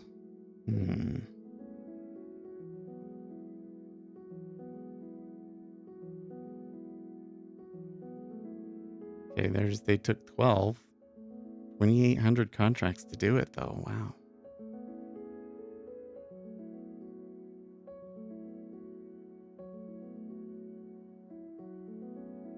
Russia does not rule out a repair of the Nord Stream pipelines. That's interesting. I would think that would be an awfully expensive project, though.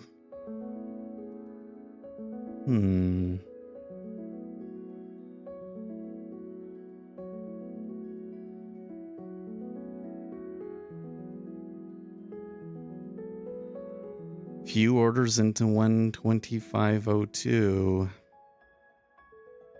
The 10-year shying away from those slightly larger orders below us. They're able to put up an okay offer, though.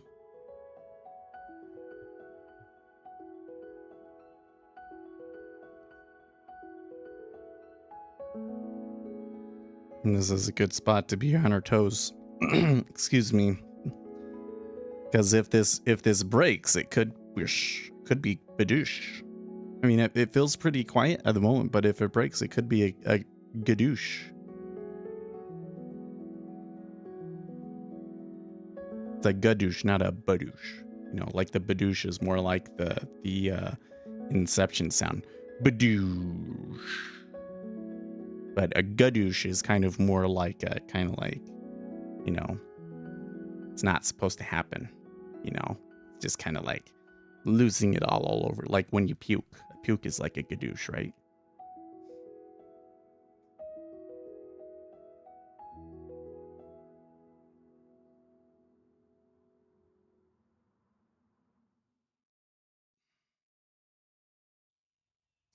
Micro yield spread is tight.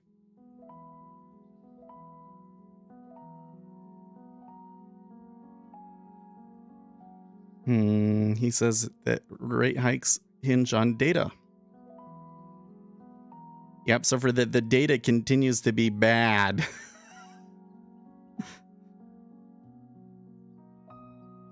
Like, honestly, okay, when was it? Was it like was it last week when we started to get a little bit hopeful that this might be over and that there might be some sort of a pivot coming and yada yada yada? Like, it's really hard for me to think back to when that was, because just everything that my mind can remember right now is that all of the data has been bad and says that this is just like not getting better at all, right? And on top of that, the whole thing with oil and OPEC decreasing supply this week is just like, it's all been piling on. Especially yesterday, man. Yesterday, they really piled on.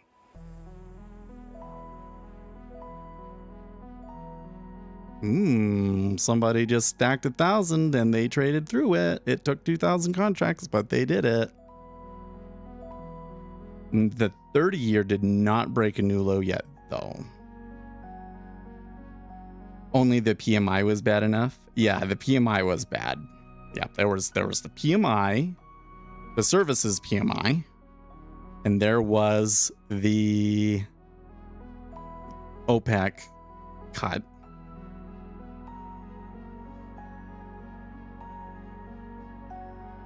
Now jobs. There was some stuff last week, wasn't there? No, I think that there was. I think that the period where we were kind of more hopeful was a place where there wasn't any economic data, but, you know, like the UK was doing stuff.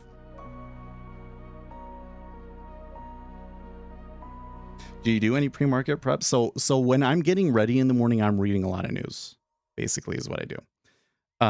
When I come in here and I go through all of the charts at the beginning of my stream, if you go back and watch the replay, that is the first time I've seen the charts.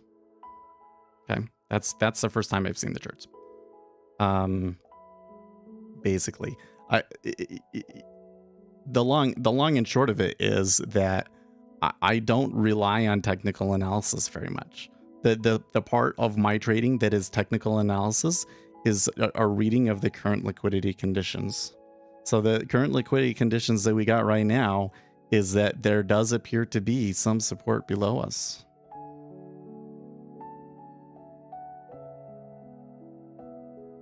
Yep, he's right. Long-term interest rates are still historically low, says Feds Williams. Very astute observation, Mr. Williams. The spread is right, is coming back out a little bit. Oh, just a little bit. So my concern in this area is that the Japanese yen looks like they're going to defend it.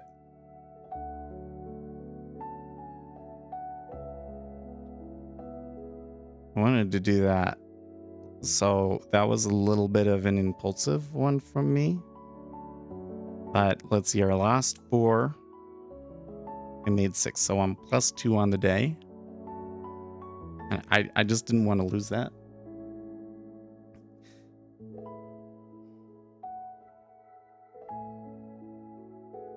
The problem I think we have here is that if the 30-year really does decide to push to new lows, it's gonna be there could be a good drop.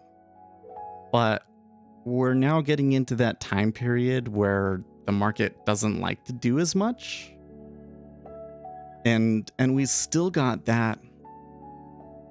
The Japanese yen looks like it's holding things up. So it's been a little stressful for me today. It's been a little stressful. So like first we took one trade. When was that one trade? We took one, didn't like it, got out. It went a little bit for us, but then it came back and we got out. So I didn't like that. Then we had to fix our indicator package. That was a little, yeah, I don't know if you could tell, but I was like, oh, I got to do this, but then it's not working and blah, blah, blah. And I just want to get it out so that he can do the thing, so that he can look at it, you know? So I'm a little frustrated by all that. I'm a little frustrated by all that. Then I got back out, calmed myself down, got the cojones to take a trade, kind of missed the optimal entry, chased it, sat in it for almost an hour and not going anywhere. Got a little bit of a winner and seeing it already coming back. So I got out. And now into the time period where we often, it's a little bit of a slog, right? Especially on a Friday. I'm still gonna be watching it though, because I really do think you could see something maybe after the European close. Now I would probably want to be before the European close, huh? So maybe that's not gonna happen. I don't know. But then there's also like could be going into the options pit close or the close of the week. Maybe you see more selling. We've seen that a lot lately, haven't we? Where the bonds kind of, it seems like that they want to go lower and they just can't seem to get themselves to do it. And then there's a big move later in the day. Might be one of these days where the market shrugs off the bad news and reverses in the end. Well, so here's the other side of this, is that really, does it make sense for this to be like a trend day? The household survey that is not the headline number, right? The headline number is the payrolls survey. And they've kind of been off with each other and all that. So the unemployment rate ticking down is really bad. Because the Federal Reserve does look at that.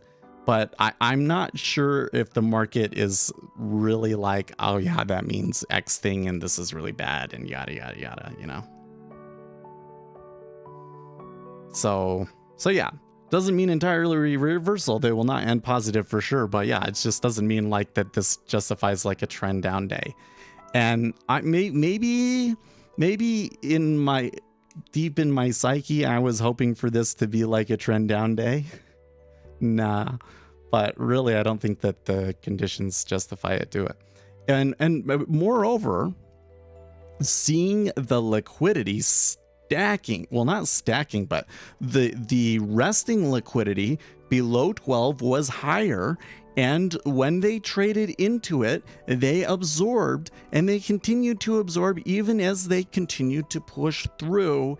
And meanwhile, I'm looking over at the Japanese yen. I have this line. Let me show you. Okay. I have this line that I drew, that big blue line that I drew the day that they intervened in the Japanese yen. That's where that comes from. Right? No. On the initial news, the Japanese yen went like wild crazy, then came back up to it. They made another push down and they came just short of that line. And it really does look to me that the Japanese yen is still defending that line. And then we saw liquidity increase when the Treasury started to get down there. So the order flow seems to be confirming that, right? Confirming that. So that's the way, one way to put it. It's really curious. And meanwhile, I'm seeing steepening, and the 30-year is very much the lagger today. Well, not the lagger, but I mean the loser. The 30-year is definitely the loser today, right? Steepening, which is kind of more the UK thing. So we're kind of like stuck between a rock and a hard place. And I think that eventually this breaks and we push a lot lower, but it might not happen today. Like, can you imagine if the Japanese yen gets below that line of defense? Could get ugly, right? Could get ugly. Yeah. Basically calling the bluff. Well, I don't even think it's calling a bluff per se, Jor, because calling a bluff would be like, yeah, we don't think that you're actually going to defend your currency. We don't think you're going to do it. That would be calling a bluff in my mind, right?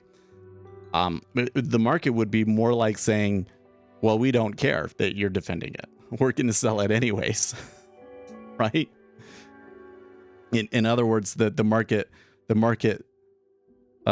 reminding the Bank of Japan that they're not completely in control. You've seen the liquidity and the indexes are recovering as well. It is better. Remember when this last time I looked at it, they were only putting like 20s and 30s up. Now they're at least stacking a little bit of ways. See here, the 10-year coming all the way back up. Yeah, That was I played that pretty good. I probably could have gotten 10 or 13 ticks on that, but I kind of missed those ones, and I just took what I had. Yeah, it was the right decision though. And here the treasury now breaking out of the top end. No, equal to the top end of that range.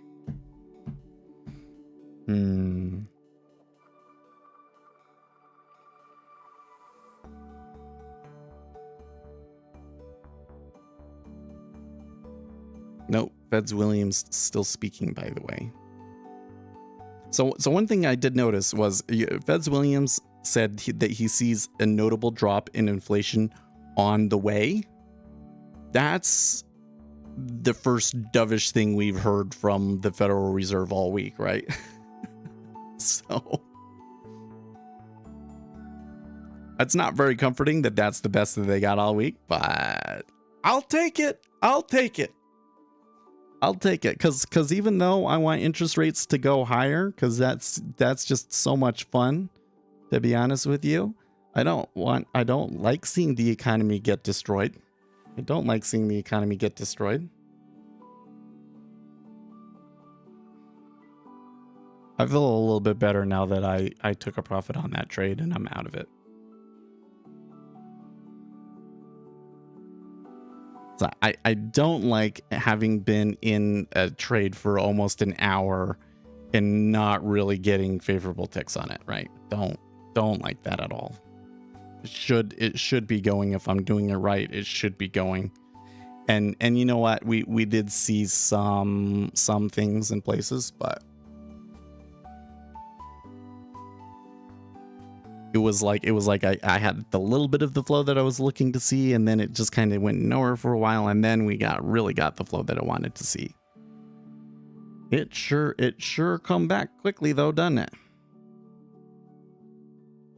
As long as you don't have a loan with flexible interest rates, it's probably, oh man. Did you hear this thing that like a third of UK homes have a variable interest rate mortgage? I was like, are you kidding me? Did you people learn nothing in 2008? Oh man.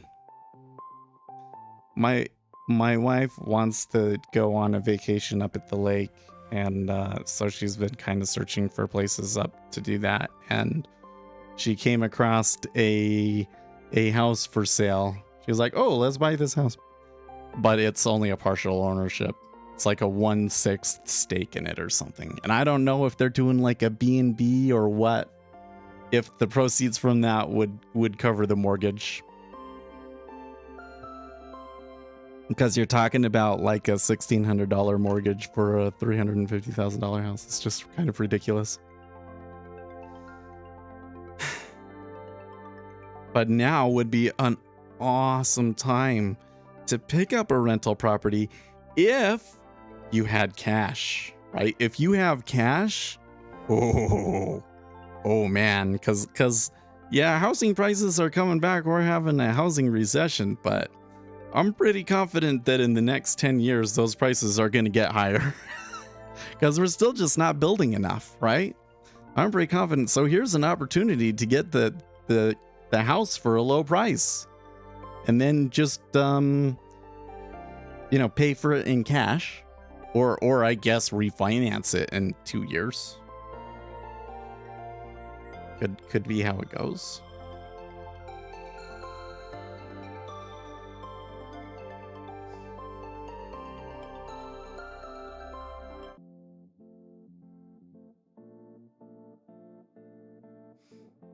Actions have an impact on the global economy, but our primary focus is on the United States. Translation. Screw you, Japan.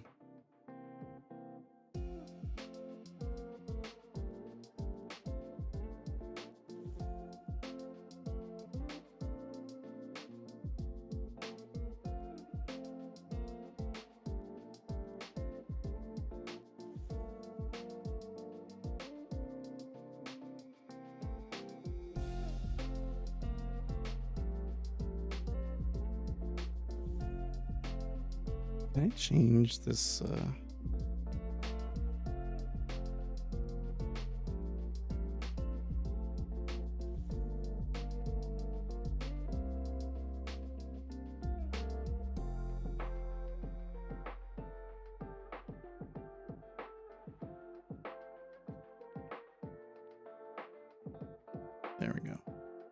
I'm getting rid of that little line so I can read it better.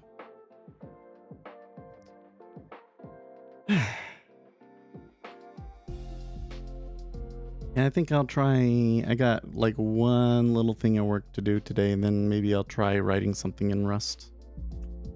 Try writing that countdown timer in Rust. See if it's possible.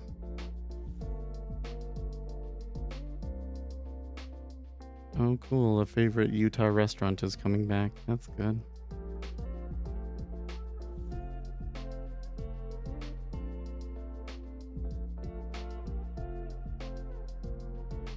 Oh, so the idea is that we would have a countdown timer that would you could basically set at the bottom of the screen and would allow you to count down to multiple events.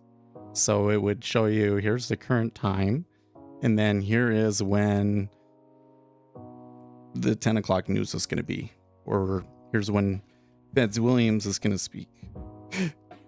So that when I'm taking a trade, because sometimes I'll take a trade and I forget that, or the market starts to do stuff and I forget that there's like a critical time period coming up and stuff, right? So that's the idea. And we can kind of make it pretty and just sit down at the bottom. That way it's like a visual reminder that's always there. Which is the main part of the idea, is to have a visual reminder that's always there. For me. The other visual reminder that I need always there, I used to put them like on the screen here, and I've just kind of been taking them off, but like some rules or like a couple of things that I want to think about, keep in mind before I take a trade. I've done that many times, but then I don't really tend to read the sticky notes, and then I'll take it down and forget about it and never put it back up. So I have this thing right here. This is my pad. Like I put this right in front of me. And that's really useful because it's always, I haven't forgotten about it. It needs to be a physical object that is like on me. Otherwise I forget.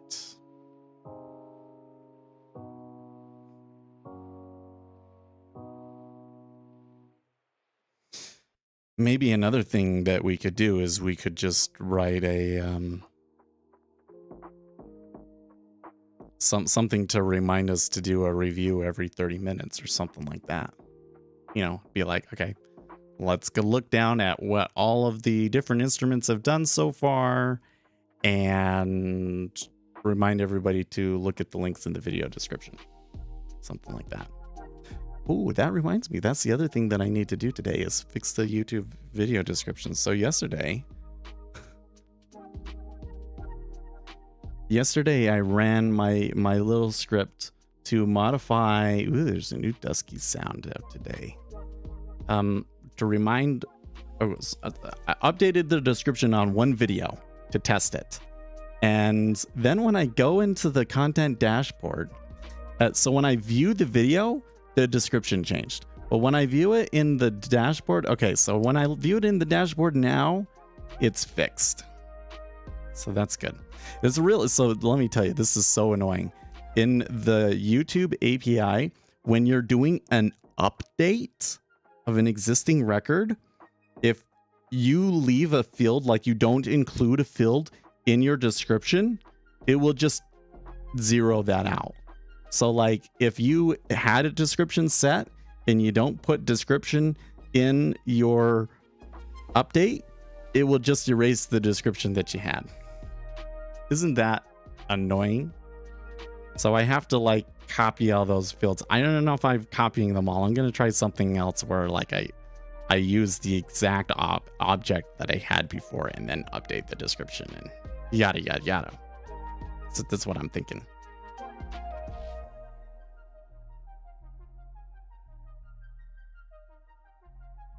I have to look at a little bit of Python to make sure how it does all that stuff, but I'm going to try changing it. So that's probably the first thing that I got to do. Well, in my actual work that, and then the timer.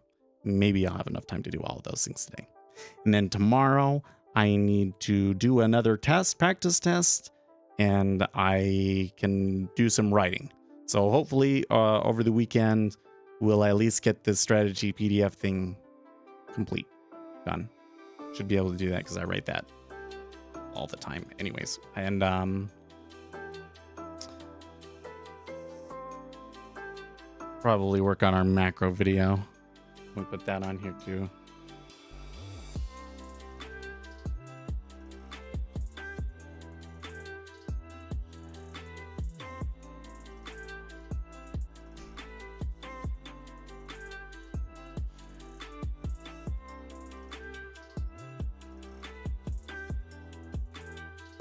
Well, the 10-year is still fiddling around. That may just be market making, but it's actually a little bit more movement than you would typically have at this time. So could be signs that they'll do more. Could be.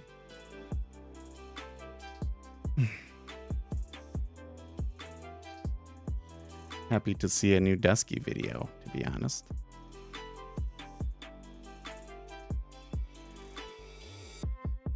Looks like I got a couple of comments overnight too.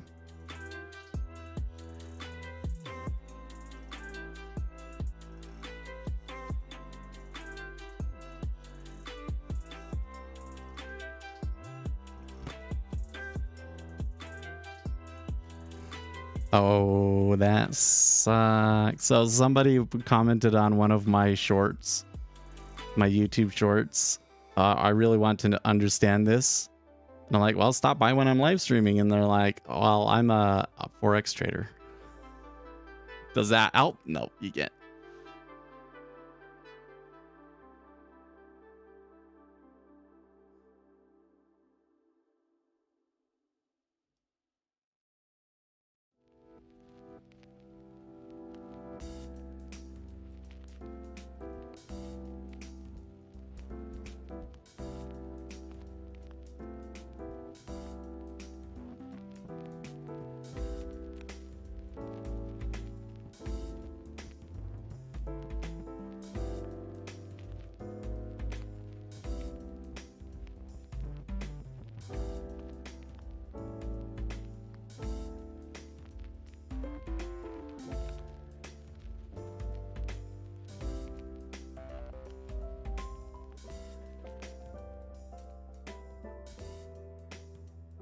What is the technical market making definition? From what I understand, someone helps pair buyers and sellers together like an auctioneer. Who's the market maker and how and what are they doing on the DOM to make the market? Okay, so yeah, so a market maker is a person whose job is to provide liquidity to facilitate transactions, and their objective is to make money on the spread. So in this particular instance, if I was a market maker in the 10-year, my benchmark, what I would be looking at, like how much money I made that day, how good did I do, will be like the amount of money I made divided by the number of trades I took should come out to 1 tick per trade. And if it's above that, then that means I did a really good job. I made a lot of money. Okay. How are they doing that? They are putting liquidity out on both sides of this and relying on the natural oscillation of the market to fill them. And they have a couple of little things that they will compare with their metrics and so forth to judge if or to help give them an additional edge. Big one is going to be like arbitrage, like looking at a correlated instrument, right? This moved down, but the correlated instrument doesn't. That means that I want to buy this one and sell this one, etc., etc. They do that sort of thing. They watch the volume that's coming in because they don't necessarily want to get filled. Like if I'm a market maker, I don't want to be filling these people that are trying to go short if they know something, right? So if I see enough flow to suggest that like they do know something, I'm going to pull my orders and force them to push it a little bit lower to get fills, right? Force them to chase it. This is why it's always like, okay, I'm waiting. I want to get in here. And then like, as soon as it seems like you want to get in, it's like, it's already too late. right? It's the market maker knows. The volume already came through, right? And that's basically how they do it. There's some really complicated math behind how it works, but that's the gist of it, right? They're trying to avoid trading against the informed traders and make money off the spread.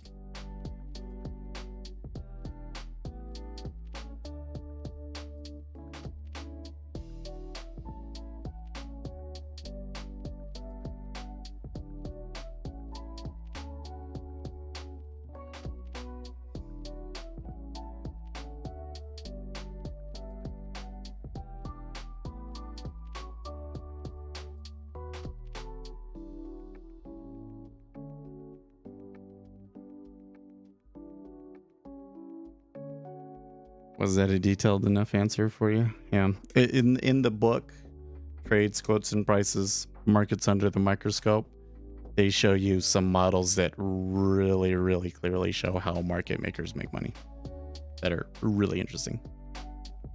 But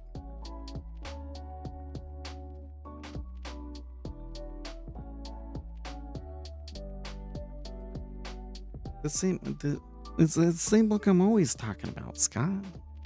Trades, Quotes, and Prices, Markets Under the Microscope by Jean-Philippe Bouchot. I should be getting a commission every time that you guys buy this book. I must be responsible for like 50% of the sales of this book at this point.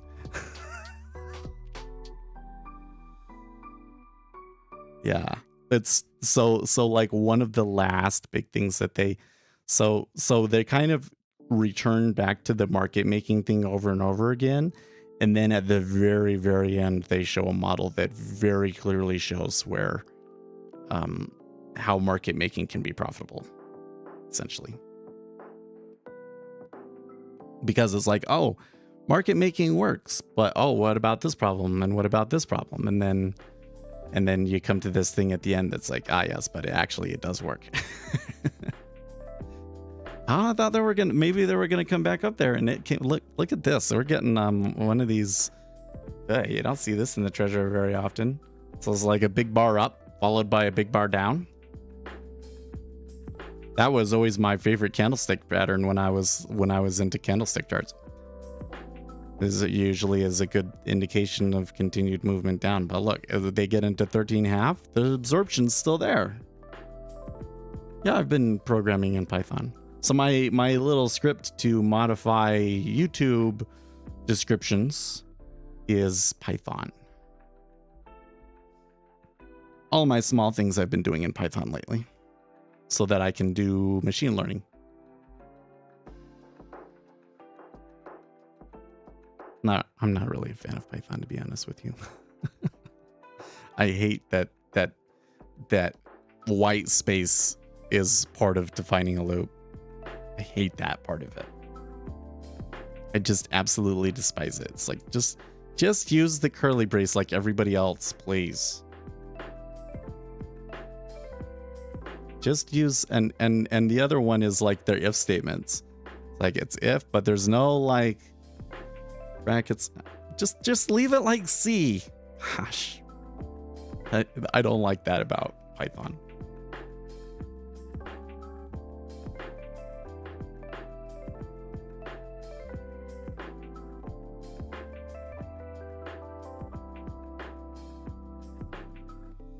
Yeah, how to modify a text file with it, sure. Although, to be honest, like the exact specifics of the modification that you're doing, I would probably be like, okay, let's look it up on Stack Overflow. There's a replace function. So there's a replace. You can say, replace this text with this text. That one's really simple. But if you need to do something a little bit more complicated than that, you're probably going to look the code up.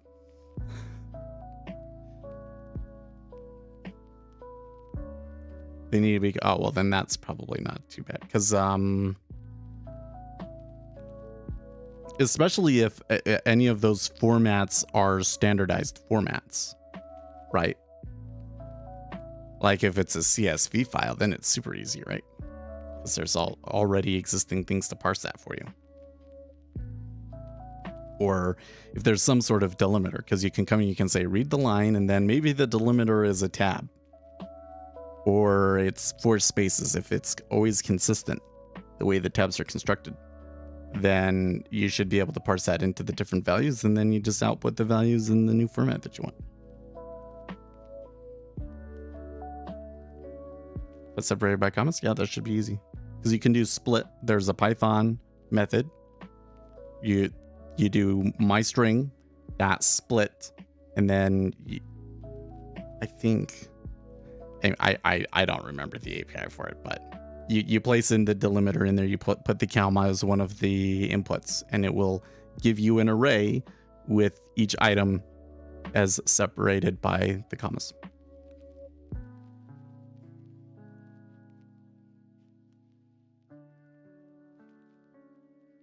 Do some digging. Oh, I didn't know that oh, that was FP2. I'm like, I thought that the Japan Grand Prix wasn't until this weekend. It is this weekend. That was just FP2.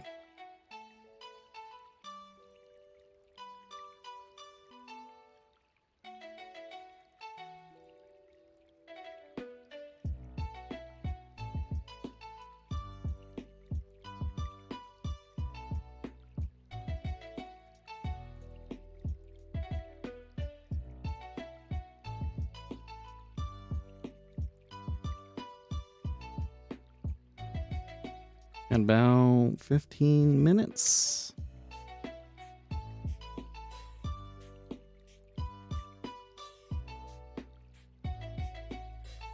They're coming back up to the higher end of the range again. You know, we could have played this range like 3 or 4 times now.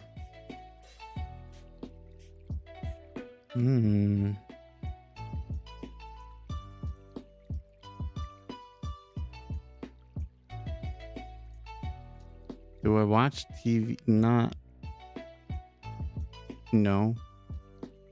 I watch a lot of video, but I don't watch TV. Can I put it that way?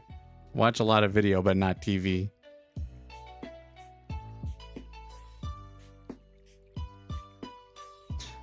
You know what? It really bothers me. I've gotten to this point. I used to not be like this, because I've always been like, you know, I have some time and like just waste it and not do anything, or play games a lot. That was always the sort of thing. Now that I don't play games very much anymore either, because it's just so hard to be able to sit down and play a game, because my wife will want something, the kid will want something, and for me to come in and disappear for 4 hours, like, nobody will be happy if I do that.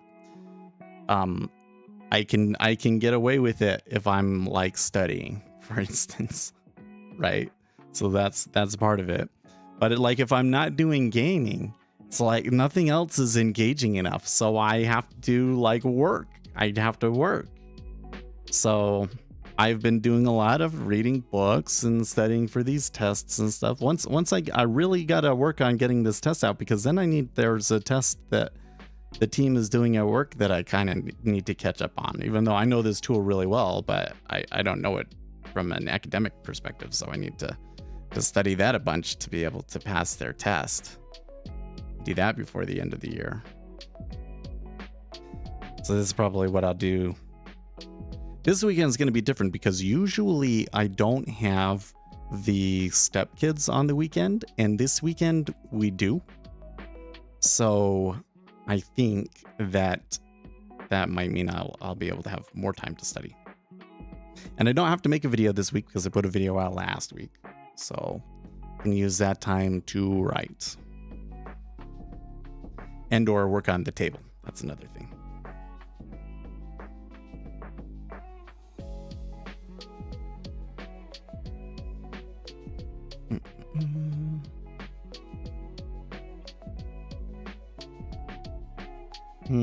What's Michael McKee? This has not changed the Fed's rate trajectory. However, these numbers mean demand remains strong. That's my theory, and I'm sticking with it at least until November 4th.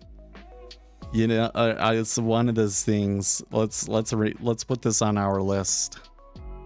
So I have a note here in Evernote that is of long-term questions. Where is it?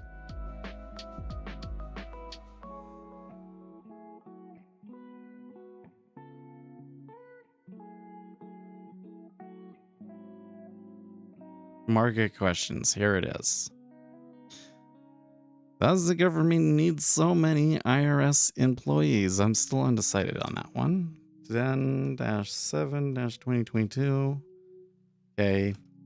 Will economy worsen after, or so let's say unemployment. Will unemployment get worse after election? Right, we've been doing pretty good with this, right? Remember our question was, is inflation transitory? And the answer was no. My guess is the trajectory and base will not change. I think that it will be what it is now. I think it'll just continue to be slightly less every month. But we'll see.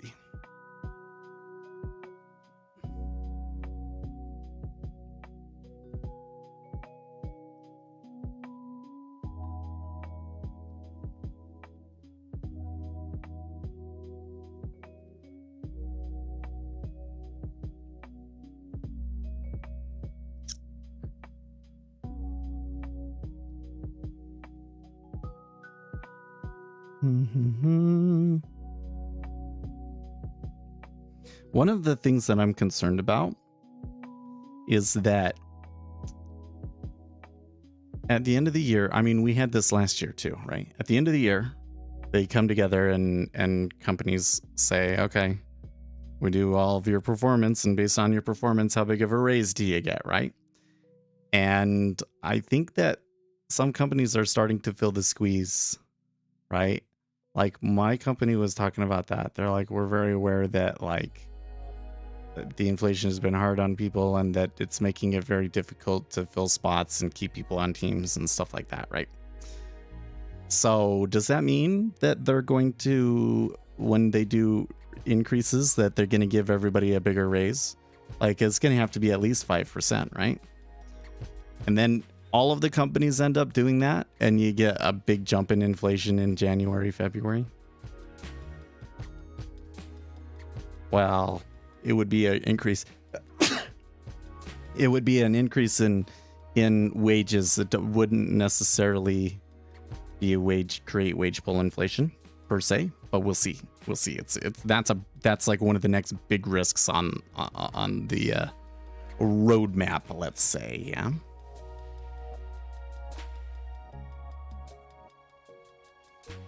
Well, a really good move up there. I wonder if some of the selling that we saw was because they expected Williams to say something mean and he didn't. Not mean, but I mean hawkish, you know. What will the macro video be about? So the macro video is basically going to be about how to interpret moves and correlations based on certain macro environments. So this is the video where, because the place where I'm noticing that a lot of people kind of have trouble is being able to say, okay, the jobs number just came out. Is that good or bad for my instrument? Right? So we're going to talk about the treasuries in particular and how that affects everything else, basically. So it will be macro and correlations, I think. I don't know. We'll see when we get into writing it. I don't think that that's actually going to be the next video. The next video is probably going to be me going through my workspace because I haven't, it's changed. I also have a video that is like Ninja Trader 8 tips, top Ninja Trader 8 tips. So I think I want to make that video too. Maybe I'll do that one next instead. do that, give a little nod to my indicator packages and the free indicator package, and etc. etc.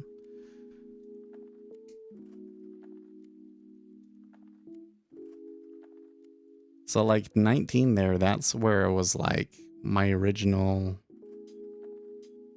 I'm gonna try and take this off since it's actually, I'm just gonna mark it out. There, oh, there we go. They took me out. Good deal. Good deal. I just got out on my swim trade because we're gonna have our ding here in like any second now, which means it's time for me to get going. I always tend to like start going at 8:55, but like I really should just like shut it down like straight when I hear that ding. So I was really a little bit disjointed earlier today, wasn't I? Well, guys, I will see you next week. Now remember, we got CPI next week, so